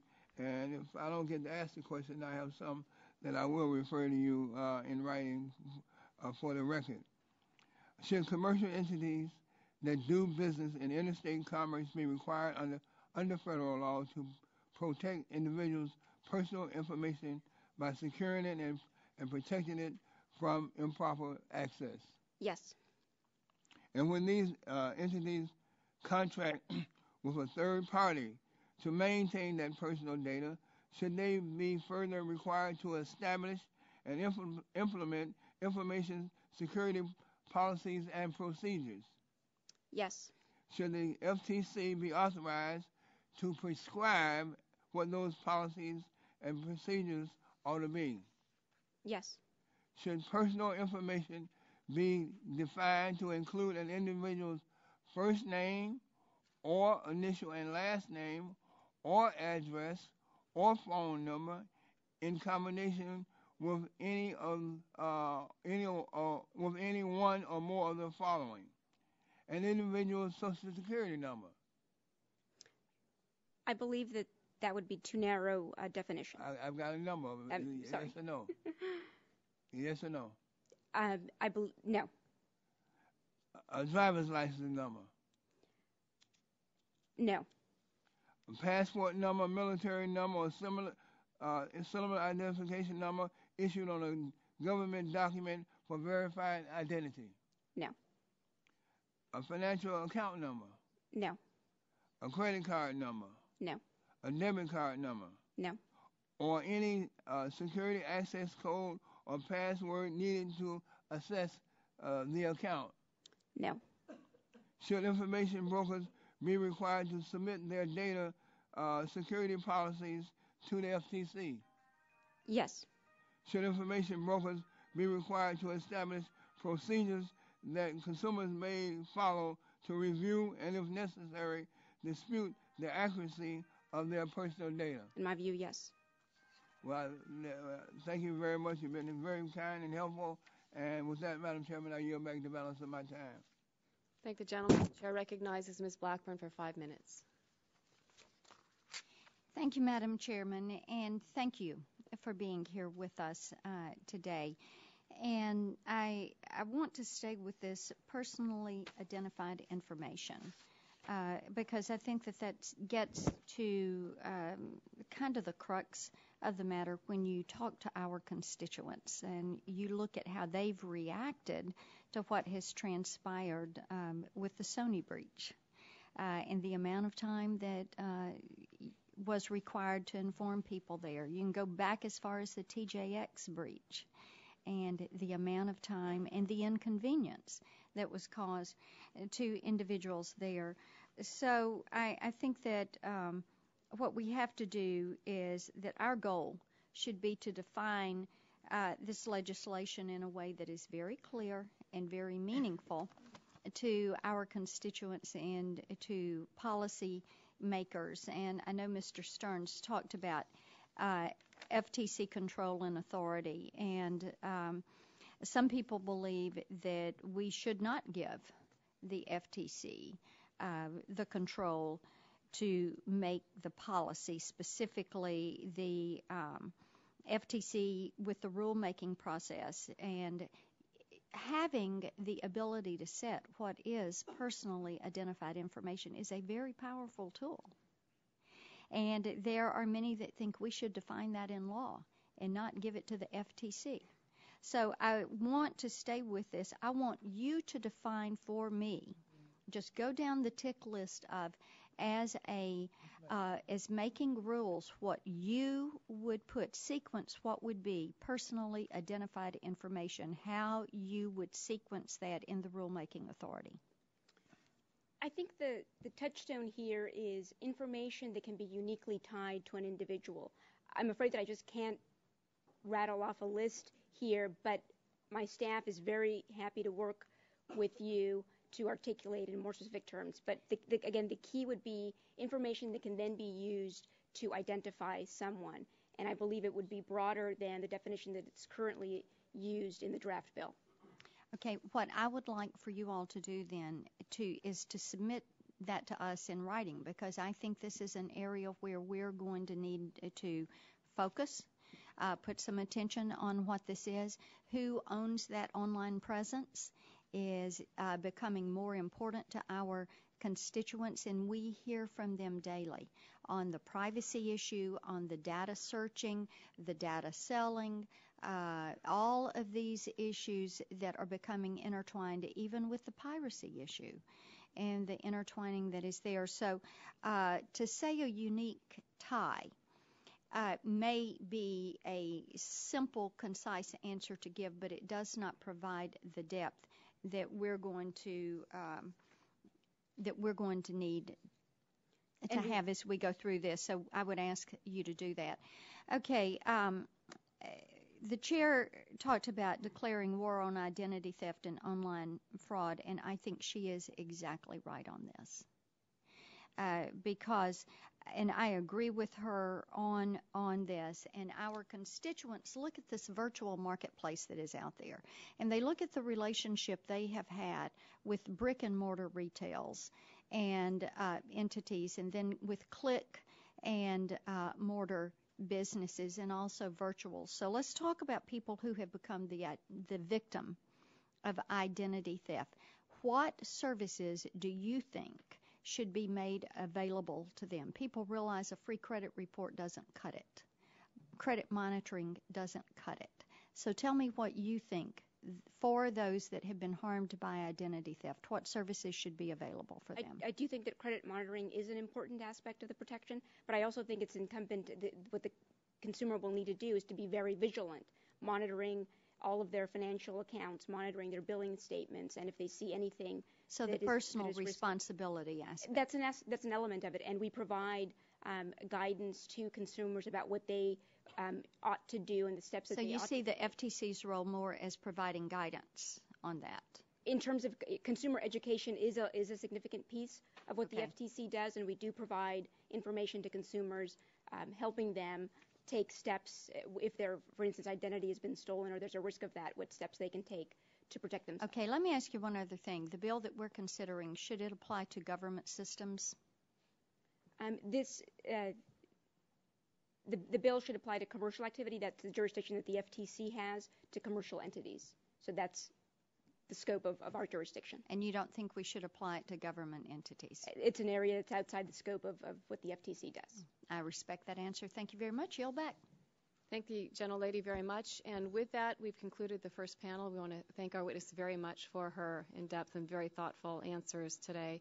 And say to the audience, we're going to take a 5-minute break while we reseat the second panel, but to remind people that there is an overflow room in 2123 for anybody who would prefer to sit rather than stand. So again, Commissioner Ramirez, thank you very much for your time today. Thank you. See you all in 5 minutes.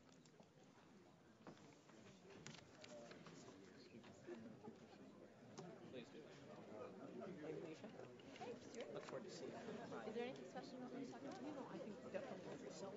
Okay. Investigation, sort of your high level, what should we learn from it? What should industry walk away with? Not so much granularity, very detailed. You did a terrific job. No, you did. I sent a message. It didn't feel that way. What? It didn't feel that way. Oh, no, you did.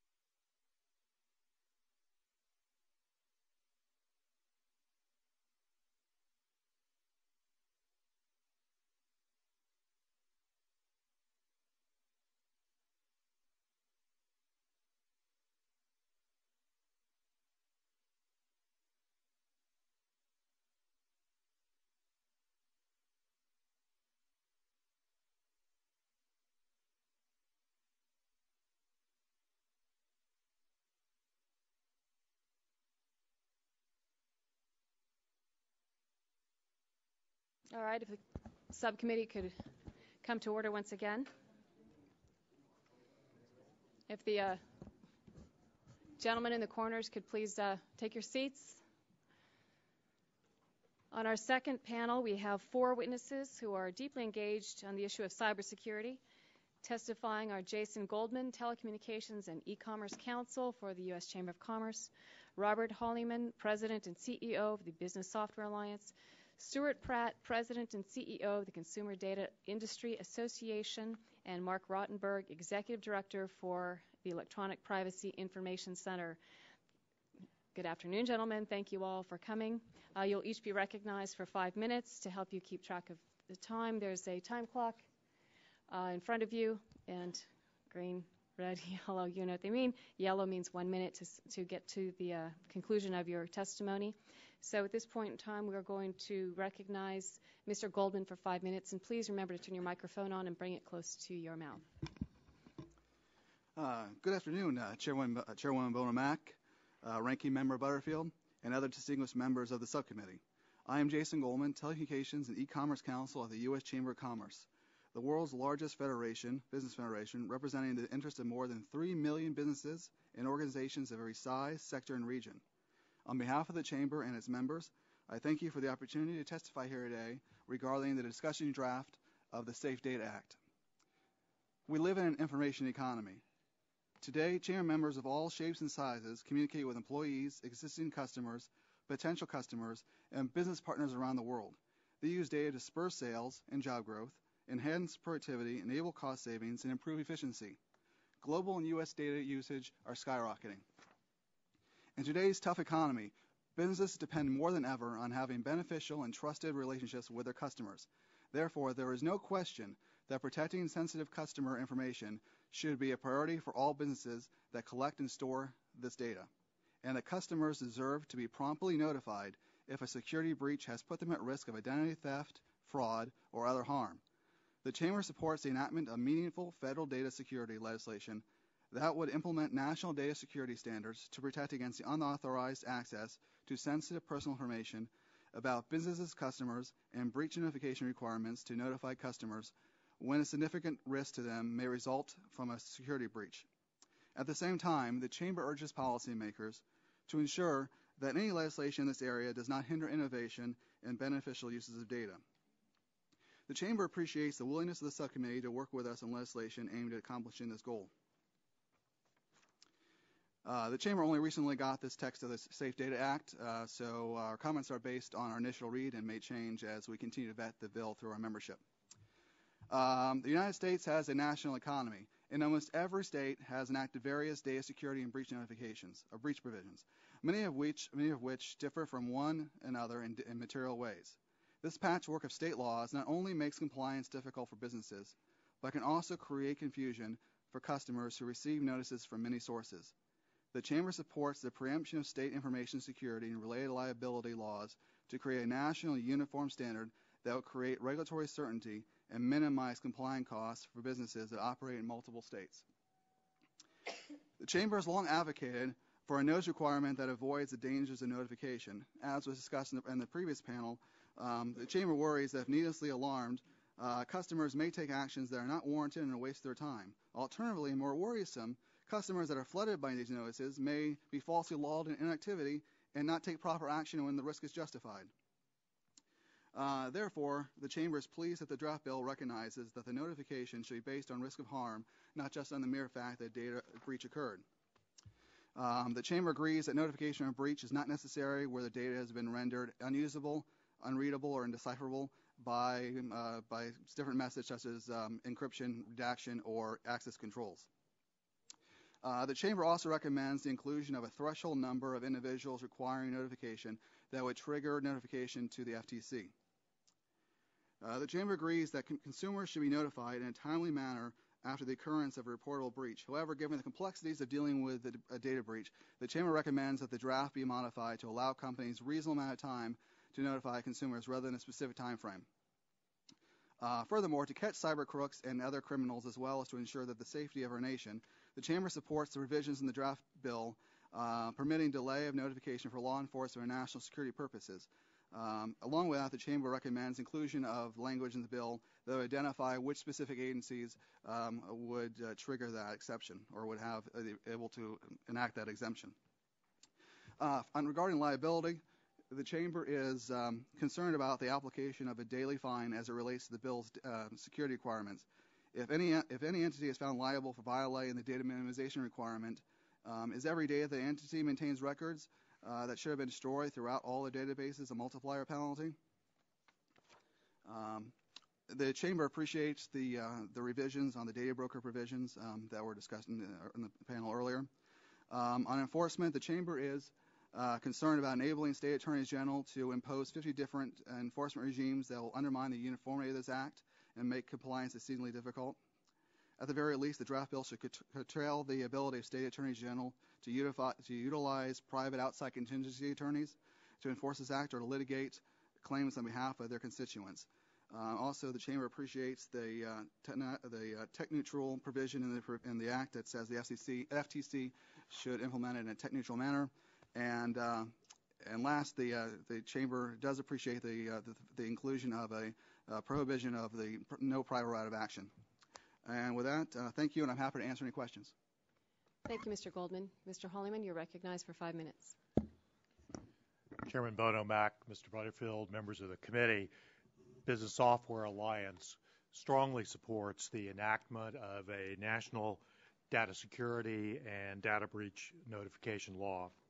We believe that that is important to build trust and confidence in the digital economy. This is now the 4th Congress to consider data breach legislation, and we're grateful for the opportunity that we've had to work with the members of this committee to advance a bill. The time to act is now. The need is clear, as are the solutions. BSA endorses the key elements of the Safe Data Act that are before us today. We support requiring organizations that hold sensitive personal information to implement reasonable security procedures. And the draft bill takes into account an organization's size, the scope of its activities, and the costs involved. We support creating incentives to adopt strong security measures. The draft bill will promote the use of technologies such as encryption, which render data unusable, unreadable, or indecipherable to thieves if they manage to steal it. We support an approach that avoids unnecessarily alarming or confusing consumers, and the draft bill accomplishes that by only requiring notification when there is a risk of identity theft, fraud, or unlawful activity. Finally, we support the bill's establishment of a uniform national framework with federal enforcement, preempting today's patchwork of state laws. We hear about new data breaches almost daily. One group, the Privacy Rights Clearinghouse, has recorded more than 2,500 of them since 2005, involving more than 530 million individual records. In many cases, these records include data that are useful to identify individuals and then exploited by thieves, such as Social Security, credit card, or driver's license numbers. Surveys indicate that these breaches are causing consumers to question the security of online transactions, and that is especially troubling because we are in the middle of an exciting new wave of innovation with the emergence of cloud computing. Cloud computing offers tremendous new opportunities for economic growth and efficiency. It allows businesses and organizations to reinvent their back office operations and will give users access to their data and services from any device, whether they're at home, at the office, or on the road. We cannot allow breaches to erode confidence in the cloud environment or the internet economy. And for years, BSA members have been working hard to protect data for cyber criminals. BSA members are leaders in providing new security solutions and themselves invest in reducing vulnerabilities and protecting the integrity of their technology. BSA members are developing cutting-edge security solutions that are employed by businesses and consumers to defend against the evolving and the very real threats. And BSA has led the fight against the use of illegal software, not only because it drains revenues from American companies, but also because pirated software commonly includes malicious computer code that hackers and other criminals use to steal data. Importantly, BSA members are at the forefront of the cloud revolution, which creates new opportunities to better store data behind strong security walls. As this committee understands, Congress also has a responsibility. In the absence of a national law, states have enacted their own data breach notification requirements. Unfortunately, this has resulted in inconsistency that is unwieldy for business and confusing for consumers. We need a uniform national framework that better protects consumers and also, as this bill does, promotes effective security measures. I testified before this committee 2 years ago about the need for a national data breach law. Since then, another 250 million sensitive records have been breached. Madam Chairman, I commend you and your colleagues for drafting this bill. I urge Congress to pass a federal data breach law this year, and the BSA and I look forward to working with you and members of this committee to make that a reality. Thank you. Thank you very much, Mr. Hollyman. Mr. Pratt, you're recognized for your 5 minutes.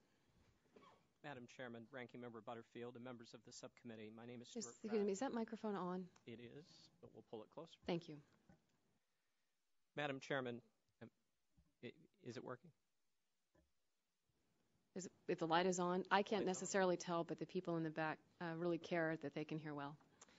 I'm President and CEO of the Consumer Data Industry Association. We appreciate the opportunity to testify today. For more than a decade, CDI has been on record as supporting the enactment of a uniform federal standard for both security of sensitive personal information and notification of consumers where there is a significant risk of identity theft. With this in mind, we applaud the focus of this hearing. Your committee's leadership is key to finding the right path forward. CDI's members support the proactive approach you have taken by circulating a discussion draft in order to build the much-needed consensus. It is the right step to take. You've asked us to comment on the discussion draft known as the SAFE Act, or Safe Data Act. So first, CDI is very encouraged by the essential structure of the draft bill. Risks to sensitive consumer data are best addressed with two key pillars. First, sensitive personal data must be secure. The draft proposal appropriately empowers the Federal Trade Commission to write scalable regulations relative to data security, much as the FTC and bank agencies have done for financial institutions governed by the Gramm-Leach-Bliley Act. CDI members support this approach. Second, consumers must be notified when sensitive personal information about them has been lost or stolen. Again, our members support notification where, for example, there is a significant risk of harm for the consumer, such as the likelihood of becoming a victim of the crime of identity theft. Within these two key pillars are many provisions which are well thought out and deserve to be highlighted. For example, the discussion draft establishes strong incentives for U.S. businesses to adopt strategies to reduce risks by rendering data unusable, unreadable, or indecipherable. These incentives are appropriately technology neutral and thus will spur innovation in the design of systems that will ultimately protect data about consumers. The draft properly includes a risk-based trigger for determining when a notice must be sent, which ensures that we as consumers receive relevant and timely notices rather than a deluge of notices through which we need to sift to find the one that is meaningful. While the draft urges speedy notification of consumers, it acknowledges the need for law enforcement to engage with the private sector and in some cases to delay such notices, but not to allow delays that are unduly long. We are pleased that the draft's proposal solves the problem of overlapping laws with regard to data security. Fully exempting persons who are subject to the data security requirements of Title V of the Gramm-Leach-Bliley Act ensures that CDIA members, both large and small, are in the very best position to successfully comply with the law and, most importantly, to be successful in securing sensitive personal information about consumers. We encourage the committee to adopt a similar subject to standard with regard to persons who are already held accountable for data breach notification duties under federal laws, regulations, or agency guidance. Ensuring a truly uniform national standard for both data breach notification and data security is essential to the success of the draft proposal. To this end, we applaud the inclusion of Section 6. As the committee continues to refine the discussion draft, we encourage it to consider a subject matter approach to preemption to ensure that the standard is truly uniform. Regarding the content of notices, let me make just a couple of points. First, we thank you for the inclusion of language in Section 3E, which makes it clear that the person who experienced the breach and who is notifying consumers is the one who pays for the credit reports to which the consumer is entitled. Second, for the sake of consumers, we request that the bill be amended to require those who are sending out breach notices to more than 5,000 individuals to notify consumer reporting agencies in advance so that our members can appropriately prepare to handle the spike in volume. Further, all persons issuing notices must verify the accuracy of the contact information included. Our members have at times discovered that breach notices issued by others had incorrect toll-free numbers listed, which is a disservice to consumers. In terms of definitions, we are glad that Section 57A establishes a definition for the term personal information. Having a definition is clearly necessary to ensure that all persons affected by the scope of the bill understand the type of data which must be protected. Section 57B properly excludes public records from that definition. Our members are concerned with the inclusion of Section 57C, which allows the FTC to alter the definition. We believe the definition as proposed is adequate and should be set by the Congress. In closing, let me congratulate you on a very strong discussion draft that is unencumbered by ancillary issues. The committee is on the right track, and we look forward to supporting its efforts to protect consumers' sensitive personal information. Thank you. Thank you, Mr. Pratt. Mr. Rottenberg, 5 minutes. Thank you.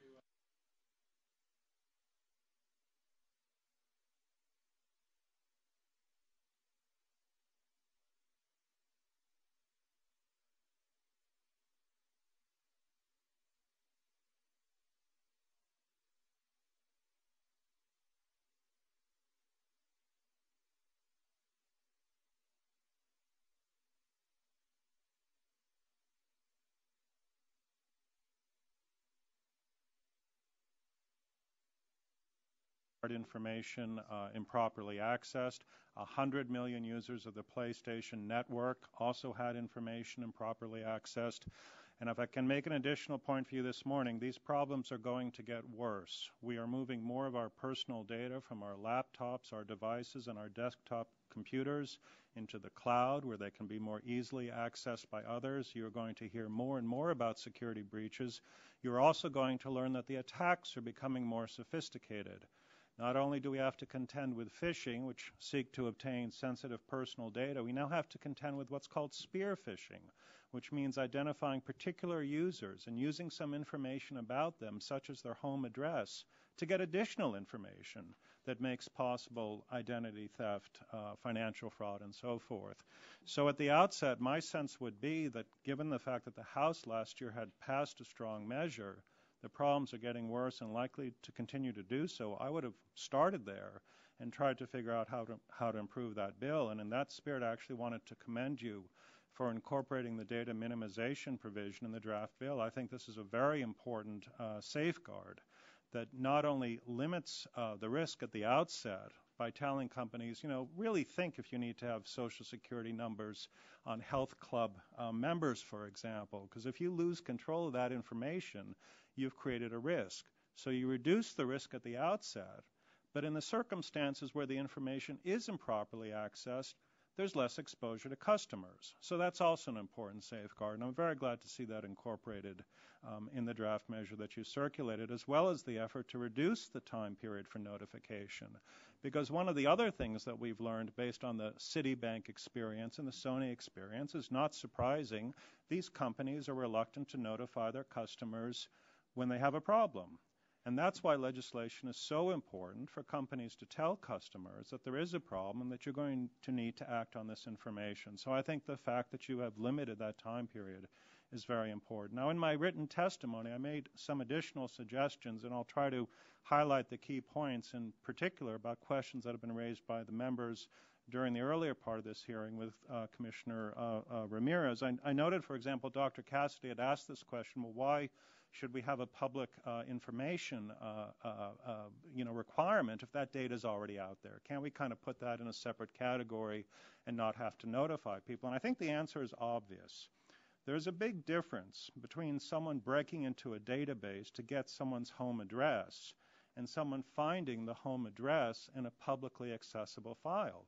And the reason, of course, is that there's intent behind the break-in to go after the person whose home address has been obtained. And the fact that it might be accessible somewhere else should hardly make people feel good about the fact that it can be categorized as public information. So I would take away that exception that says that somehow companies get a free pass if it's information that can be obtained somewhere else. Therefore, they don't have to worry about people breaking in who get access to it. I think the home address information makes obvious the problem. There's been some discussion about how do we define personally identifiable information. It's a very difficult problem. It comes up in almost every privacy bill.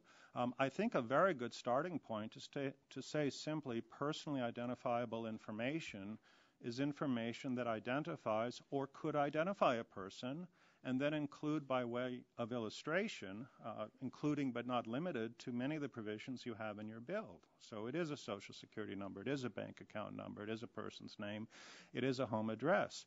But it could also be an IP address. In other words, the fixed internet address associated with their laptop or their mobile device. That very well could be personally identifiable information. Their Facebook user ID could also be personally identifiable information. In fact, that's exactly what contributed to one of the concerns about app access to Facebook-based information. On this critical question of preemption, I completely understand why my colleagues at this table would favor national standard. It's quite sensible from their perspective. But I would urge you to look very closely at some of these strong state measures that would be effectively overwritten if a weak federal standard is established. Those bills are important. And even in states like California, where they thought they had it right the first time on financial data, they had to come back later and deal with medical breach notification as well. Thank you very much. Thank you, and I apologize that I did not pronounce your name correctly. Mr. Rotenberg, yes, correct? Thank you. Okay, as a student of how John Dingell does his questioning, I'm going to try this myself and recognize myself for the first 5 minutes with a yes or no required out of each of you, and we can go down the line starting with Mr. Goldman and around and around. So yes or no, Mr. Goldman. Is the existence of so many state standards an impediment to faster consumer notification? Yes. Yes. Yes. Should not be. Is preemption necessary to speed up the consumer notification? Yes. Yes. Yes. No. Would a single federal standard lessen the risk of over-notification and decrease the number of unnecessary notices sent every year? Yes. Yes. Yes. No. Do you think consumers can become desensitized to risk if they receive too many notifications? Yes. Yes. Yes. Yes. Do you believe there's a problem with over-notification that can adversely affect consumers, even if it may be erring on the side of caution for the consumer's benefit? Yes. Yes. Yes. No. Do businesses ever err on the side of notifying consumers, even if they may not be required to do so, because wading through 46-plus standards is too difficult or time-consuming? Yes. Yes. Yes. I don't know. Should companies who no longer need it keep sensitive information such as credit card numbers or dates of birth in perpetuity? Can you repeat the question? Sorry. Should companies who no longer need it keep sensitive information such as credit card numbers or dates of birth in perpetuity? It depends. It's not an answer, right? No. Say no. No? No. No. Should every data breach trigger a notice to consumers? No. No. No. Yes. Should information made available by federal, state, or local governments in accordance with the law and thus otherwise be publicly available be considered personal information? No. We've not taken position on that. No. Yes. Should the FTC have the ability to modify the definition of PII? No. Let's say our answer would be yes. No. Yes. Should entities that are governed by explicit information security and breach notification requirements of other federal laws enforced by other agencies also be subject to FTC enforcement under this draft? No. No. No. Yes. Should all entities, regardless of their size or the scope of personal data they hold, be subject to the same data security requirement rules for Section 2 of this legislation? No. We've not taken a position on that. No. No. Thank you. And do you believe regulation of the collection and use of data is a data security issue? Yes. Yes. No. Yes. Do you think encrypted data that is breached should require notification? No. No. No. Yes. And lastly, should state attorneys general have the ability to enforce this law? No. Yes. No position. Yes. Is your organization a nonprofit organization? Yes. Yes. Yes. Yes. Does your organization maintain personal information of the sort that would be covered by this bill? I don't know. Yes for our employees. Yes. Yes. Do you agree with the proposal to allow the FTC to regulate in this area?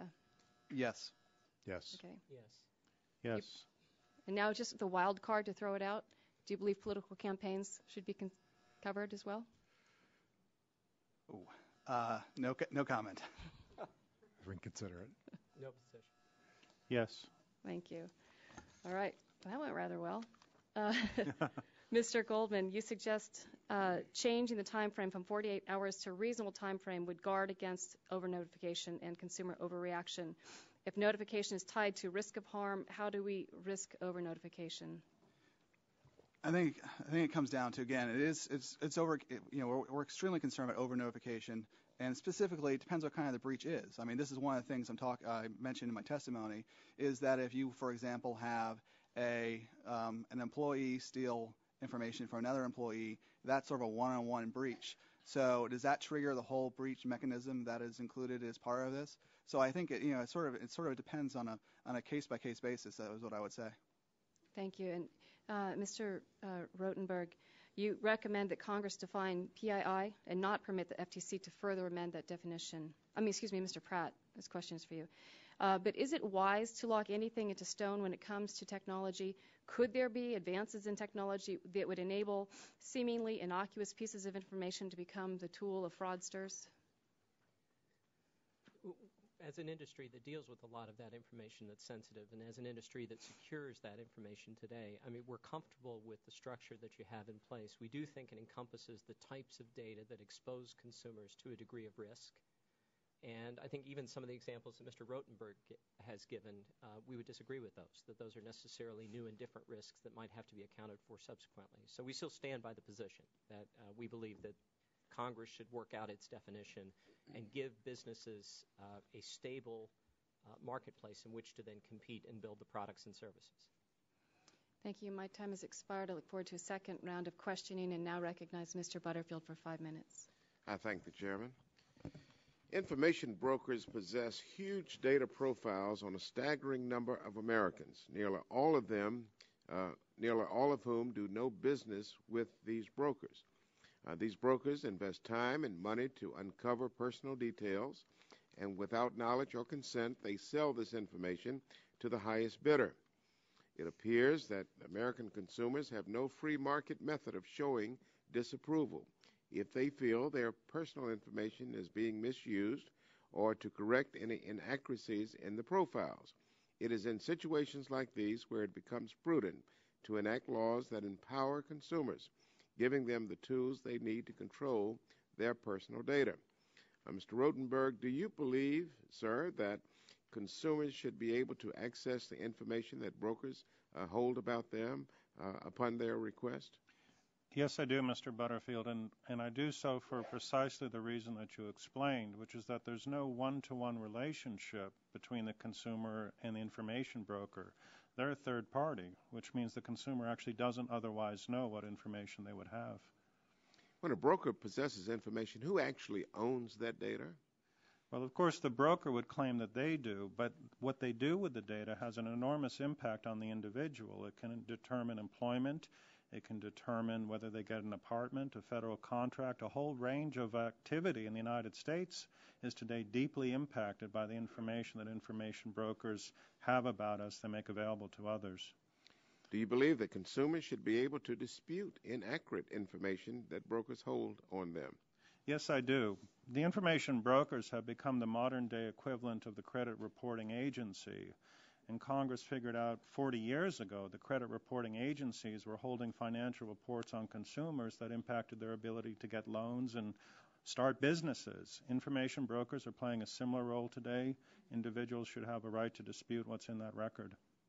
H.R. 2221, the data security bill approved by the House last Congress that Mr. Rush and others had their fingerprints on, but which the Senate failed to act, contained various requirements on how information brokers must interact with consumers seeking to access their personal information or resolve a dispute about its accuracy or misuse.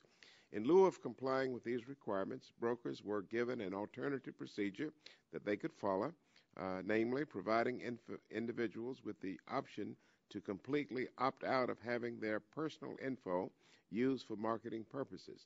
Neither the special requirements on information brokers nor the alternative opt-out procedure are included in the Republican discussion draft as we can discern.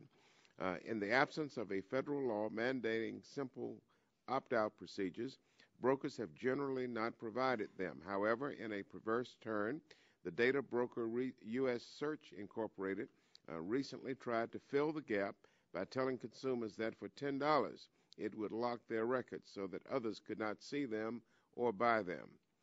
The FTC soon found this promise was entirely false. In March, the Commission reached a settlement where the company agreed to refund all fees charged and avoid misrepresentations in the future. Again, Mr. Rodenberg, do you believe that it is currently too difficult for consumers to opt out of information broker databases? Yes, I do, Mr. Butterfield. I think this is an area where there needs to be legislative safeguards. Can you discuss how difficult it is to remove one's information from a broker's database compared to those of retailers? Well, the broker business model relies, of course, on the collection of detailed information about consumers without their knowledge. It's not the consumers providing the information, and that information gains commercial value as it's shared with more third parties. Consumer has no ability to interact to limit those transactions. Sure. So the simple answer to your question is it's very difficult. It's very difficult, I think, for consumers to play any meaningful role in what information brokers do with the information about them. I see your point, and let me just throw it over to the chairman and yield to her. Appreciate the gentleman yielding to me very much at a strange time. I just want to reiterate to the panel and in the subcommittee that we're also looking at privacy, and to the degree that we can separate privacy debate from the data breach debate at all will be helpful for us as lawmakers to understand that the two, although very similar in this case, they might be different. So I just want to throw that out for you all to point out when you see it as a privacy issue beyond data breach. That would be helpful. That's a very important distinction, and I thank the chairman for making that comment. My time has expired. I yield back. Oh, thank you very much, Mr. Butterfield. And Chair is happy to recognize Mr. Stearns for 5 minutes. Thank you, Madam Chair. Mr. Goldman, the chair lady talked about this 48 hours breach. And Mr. Coleman, you'd indicate that you have more preference for a reasonable, I think you indicated. Correct.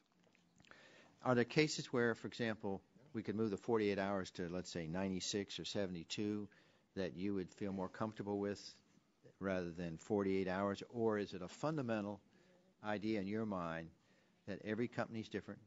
One's a small company, one's a large company. The situation in which it occurs is different. So, in fact, to put a mandate of 48 hours as a time frame might not be applicable. So maybe you might want to explore that. Sure. I mean, from talking to some of our members that have experienced, unfortunately, some of these breaches, they're talking it can take, anywhere from a few days to even 100 days or more to get to the bottom of it. So, I mean, that's why we're very leery of putting a time frame on it. I guess the H.R. 2221 include, I think, a 60-day time frame. I don't think we generally support that bill, but I don't think we fully vetted that 60-day requirement.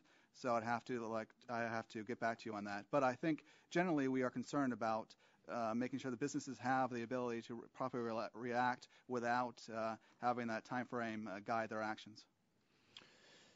Can you give maybe a specific example from one of your members where a 48-hour time frame would be harmful or very difficult to accomplish? Well, I think from reading the press reports, I'll speak to this. They, in one of the cases that have recently occurred, the company originally said that the credit card data was compromised, and it turns out that credit card data was not compromised. So it took them some time to figure out. It took them time, but still, in the meantime, they notified and told customers that their credit card data was compromised. So in the meantime, you have customers canceling their credit cards, going through the inconvenience of canceling their credit card and having to get new credit cards. And it's even more an inconvenience if you have monthly fees, automatically charged to your credit card, because then you have to contact those vendors, and it just gets very complicated. So I think for the consumer point of view, I would like to make sure before I go through that hassle that I actually have to. And so when you use the language reasonable time period, that gives them that flexibility. I would say so. Okay. Now, Mr. Rottenberg, you don't agree with this. As I understand it, you think the 48 hours. But based upon what Mr. Goldman said, is there a possibility that there are situations where a company, particularly you mentioned this credit card company, that if they go out and scare all their members within this 24 or 48-hour period, these people all start canceling their credit cards, when actually when they do the investigation, there was not a breach. Is that a good example, or do you think that his example is... If I may clarify, Congressman, not only do I stay by the 48-hour rule, I actually disagree with the characterization of your first witness. I know a fair amount about what happened in the Citigroup breach matter. In fact, there was credit card information disclosed. It was account holder name information, and it was the account number information. Now, it was not the security code, and it was not the expiration number. And the conclusion was drawn that, therefore, the risk was somewhat less than they initially thought. But the risk was very real, and it was important for people to be notified. But wouldn't you also agree with what Mr. Goldman says, that every company is different, and sometimes this breach, when they're going to look at perhaps thousands and millions and tens of thousands, that it's possible that they can't do it in 48 hours, and there might be some idea, maybe not 48, 96, and it might be a reasonable time period? Wouldn't you agree on that? I appreciate the difficulty, and there's no doubt there's a real burden on companies when they have to notify customers, and they're understandably reluctant to. Okay. But there is a problem, and I don't think we can diminish the problem by... I want to go on. I have another question. And just to clarify, I was not referring to the Citibank, just to clarify. Okay. Also in the bill, it provides the FTC broad authority to...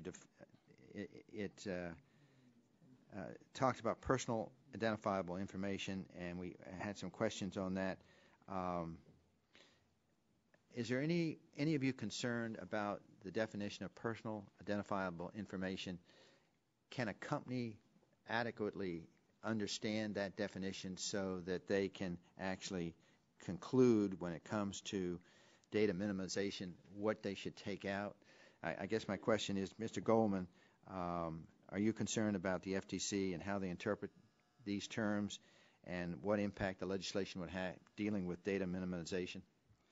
Yes, we are concerned about the ability of the FTC to expand its definition of what PII means.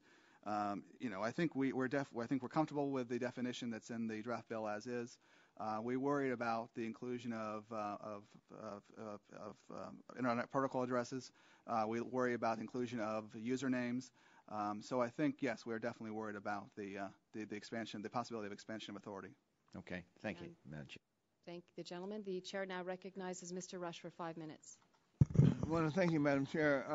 Mr. Holloman, you said in your testimony, and I hope that I'm accurate in my paraphrasing it, that security breach notifications should be required in instances where there's reasonable risk of identity theft, fraud, or unlawful conduct. You suggest that these limits are needed to help reduce excessive notifications, which might lead to mass anxiety and panic among consumers. But, as Mr. Rottenberg pointed out, phishing and spear phishing, which are two examples of fraud and unlawful conduct, are likely to result in most, if not all, instances of large-scale breaches. So should the scale of the breach be a dispositive factor in determining whether consumers ought to receive immediate notification? Thank you, Mr. Rush. Good question. I think that we believe that there should be a notification triggered when there's a significant risk of a harm. We think that the important provisions in this bill, however, are the ones that encourage industry to adopt security measures using encryption or other technologies that would render the information indecipherable or unreadable. And that's actually, at the end of the day, the most important safeguard, because that, when it's affected, if that information is obtained, but the criminal can't do anything with that information, then we believe that you should not have to notify consumers, because it's that excessive notification that we believe raises consumers' concerns unnecessarily, and what the market should be doing is driving people to store data in unreadable format so that when breaches occur, and they will, the criminal can't do anything with that data. Do the other three witnesses agree with that? We strongly agree, though, that one of the, and this was true of your bill as well, Congressman, and that is the incentive to render the data unusable is probably one of the most critical provisions of the current draft of the bill that you had passed last year.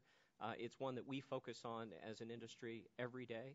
It's the one that we take most seriously, because the strong incentive is not to notify people that you have lost data, whether it's a criminal act or some other failing, but to have protected it in the first place. I mean, that's always first. Right. Protect it in the first place. Right. Find the best technology to do it when the data is at rest, when the data is in transmission. Sure. That's really critical. Right. Mr. Pratt, you argued in your testimony for advance notice of a security breach, presumably at the same time as when notice is given to the FTC. Would such a model favor your members over other similar parties who don't make the definitional cut as, quote, data broker, end quote? The reason we're requesting notice, and I'm not sure we're saying that it has to occur concurrent with notification of law enforcement or the FTC, we're just simply, we have call centers, and when a letter goes out and says, call the credit bureau and order a credit report, we have to make sure that we have the right staff. We have to make sure that we have the right pipes open for the online access or the telephonic access, even the mail processing access. Mm-hmm. And we have normalized systems. We understand what our normal pattern is, but a very, very large data breach creates aberrant patterns, which creates spikes of activity. We just want to be able to serve the consumer and ensure that they get the credit report that they want, or ensure that the telephone is picked up on time, which is what they expect. So that really, that's the reason why we're asking for that. All right. Can any of the other witnesses conceive how such a model might impede the FTC's ability to investigate and enforce under the law? Any other witnesses? Okay. All right. Let me ask Mr. Rottenberg. Mr. Rottenberg, can you please elaborate further on why you believe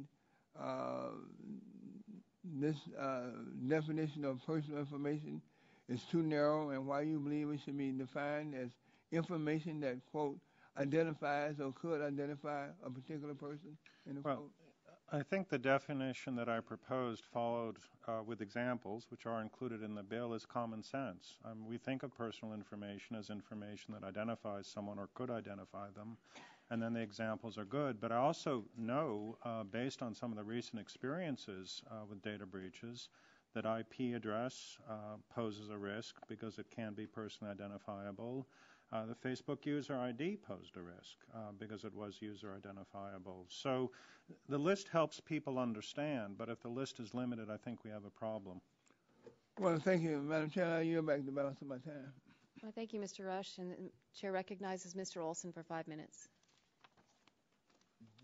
I thank the Chair, and I'd like to welcome the witnesses, and I really appreciate your perspectives on an issue which has only become more pervasive in the future, just as Mr. Rotenberg eloquently stated in his opening statement. My first two questions are for you, Mr. Goldman. What is the Chamber's view of the carve-out for entities already covered under Graham-Leach-Bliley? Is this an adequate, explicit carve-out? We didn't take a position that in our testimony, but generally we have supported carve-outs for entities that are already covered by other laws. So there's not duplicative laws, and they can figure out which agency they're regulated under. So yes, that's my answer. Okay, thank you for that answer. And as currently drafted, the legislation stands for risk is a reasonable risk of harm. When I asked our witness on a previous panel, the FTC Commissioner, Ms. Ramirez, she stated that the FTC thought that reasonable risk was the right standard because erring on the side of notification overrides some sort of desensitization of the public. And could you elaborate on why the Chamber believes that consumers would be better off if the standard were changed to significant risk of harm? Sure. The Chamber does support a significant risk standard because we are worried, I guess as I stated in my opening comments, about two possibilities where customers are, over notified and they just ignore it, and then when a real risk occurs, they don't take any action, or they get a notice and get, and sort of react, immediately, and so they cancel their credit card. So both on both extremes. So we prefer to have the significant risk standard. Thank you for that answer. And then I've got a round of questions just for all four of the witnesses. And we'll start off with you, Mr. Rotenberg, just to give Mr. Goldman a break here. But if you or one of your member companies suffered from a security breach, how would the proposed Safe Data Act change their response, and how would it better help consumers avoid identity theft? Well, Congressman, we actually don't have member companies, but I will say that many of the elements that are currently in the bill, we've actually tried to follow over the years. For example, this goal of data minimization we think is a very good way to protect people online, and we have for a number of years taken steps to limit the amount of personal information that we collect. We collect the information we need to provide the services that we provide, but we don't collect excessive information. Thank you. Mr. Pratt? Our members are regulated first on the data breach notification side by the 47 or 48 state statutes that are out there today. So establishing a federal standard, I think, would give us an easier route to compliance, but we would be notifying consumers just as we do today under those state statutes. And almost all of our members are financial institutions under the Gramm-Leach-Bliley Act. And so we're already complying with a data security regime, which is called the Safeguards Rule. And so for most of our members, it would not be a remarkable change. And in fact, even where our members have sensitive data that isn't otherwise regulated under GLB, for example, we build enterprise-wide data security. There's no reason to segregate out some data and treat it differently from other information. So it's built enterprise-wide. Thank you for that answer. Mr. Holliman.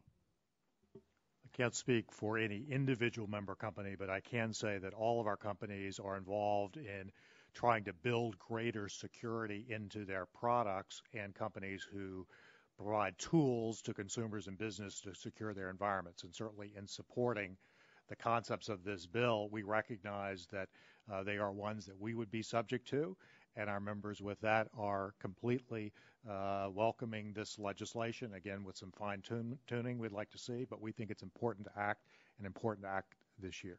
Thank you, sir. And finally, Mr. Goldman. Sure. With a uniform national standard, it would make it a lot easier for our companies to comply versus the current situation of having to comply with 46, 47 state rules.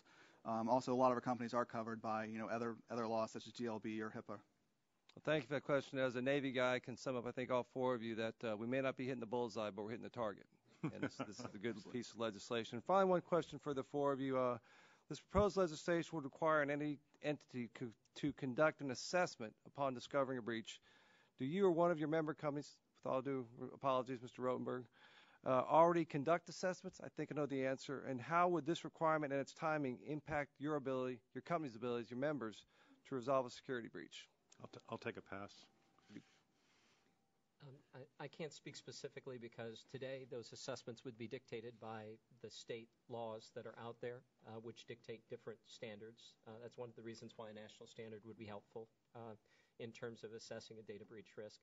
If I could just take 1 minute to speak to this GLB exception, it is important to have this exception because data security in this bill is a good idea, and our members are happy to live under a new data security regime for a part of our businesses which might not otherwise be regulated.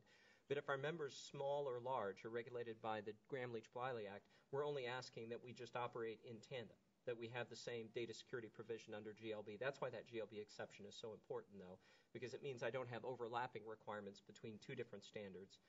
And for small businesses, in particular in our membership, that's an important thing because they don't necessarily have a general counsel on staff who's going to advise them all the time. So that's why that's so important. Well, thank you for that. Mr. Holliman. Because our members oftentimes provide technologies that are used to prevent breaches, we also have a lot of experience in helping identify breaches when they occur. And we know through that the nature of the breach may differ, the amount of time to make the assessment may differ, and we support the provisions of the bill that are flexible depending on the nature of the breach and the size of the enterprise. Thank you. Finally, Mr. Goldman. Excuse me, I need to move on. We're a minute over. So I'd like to. I was going to yield back time that I didn't have, but I'll yield back the balance of my time. I appreciate that very much, and I'm happy to recognize Mr. Kinzinger for 5 minutes.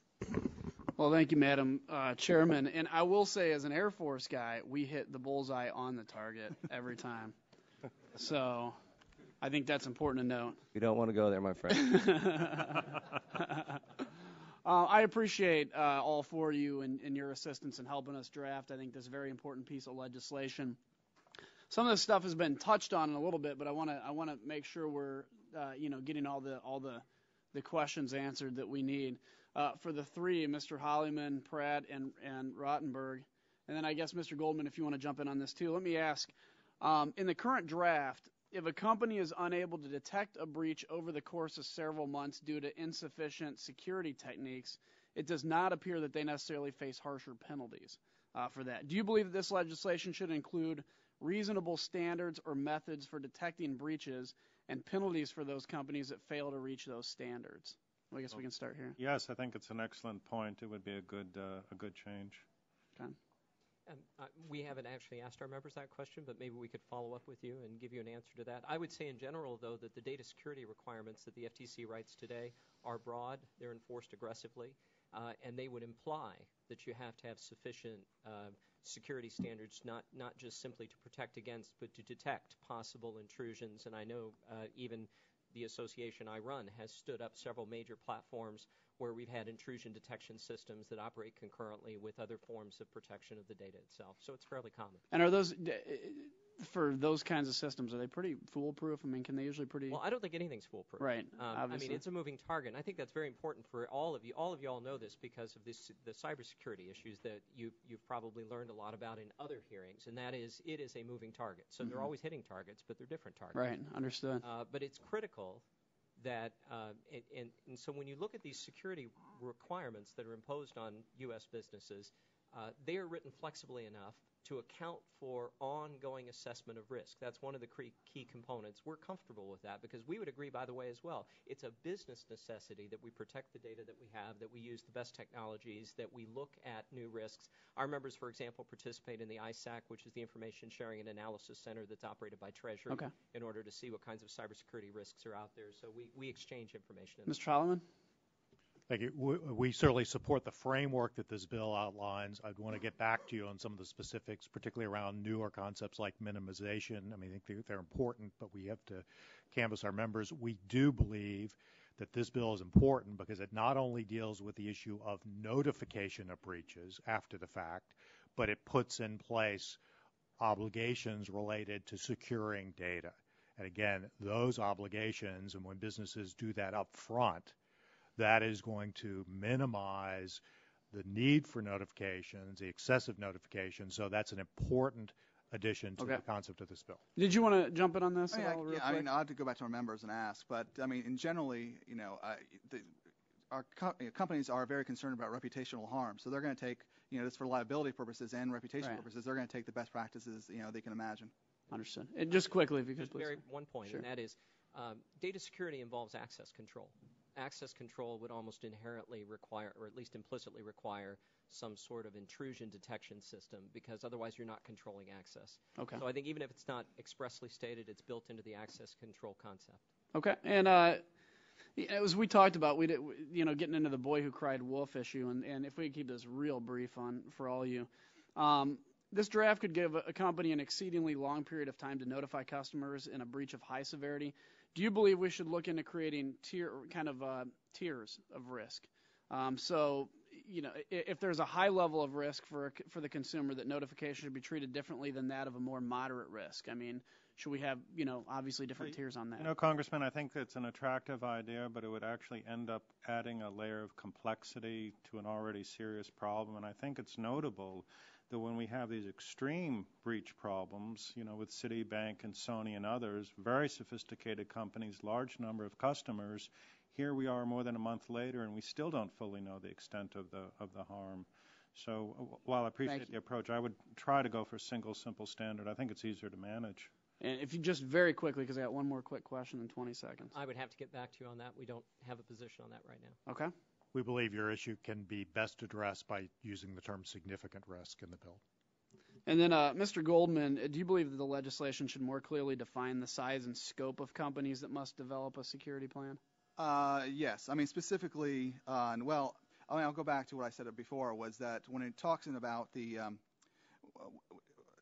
talking about the reason, if you have a breach, it depends on the size of the breach. And then in terms of the company, yes. I mean, small businesses obviously are going to have much different capabilities to respond than a larger size business, yes. Thank you. And I yield back my negative time. Thank you, Madam Chairman. Thank you very much, Mr. Kinzinger. And gentlemen, I would like to express the gratitude of all of the members of our subcommittee for your time here today. And thank you for your willingness to engage with us on this very important discussion. I think there's a lot of great ideas and willingness to come together with a great bill. I want to reiterate again my desire for a bipartisan product and believe that Mr. Butterfield and I can accomplish that goal. I'm very hopeful for that. I would also like to say that I was hoping for a second round of questions, but time has gotten the better of us here, so I know that I will have some further questions in writing to send to all of you, and would like to remind the members that they all have 10 business days to submit questions for the record, and would ask the witnesses to please respond promptly to any questions they receive. So again, as the recent spate of high-profile, eye-popping data breaches point to the need for new safeguards to better protect sensitive online consumer information, it is a huge challenge, and I know that we can get this done by working together. So thank you all very much for your time today. And with that, the hearing, the subcommittee is adjourned. Thank you. Okay. All right. Let's go find some food. So Nice to see you. See you next time. All right. All right.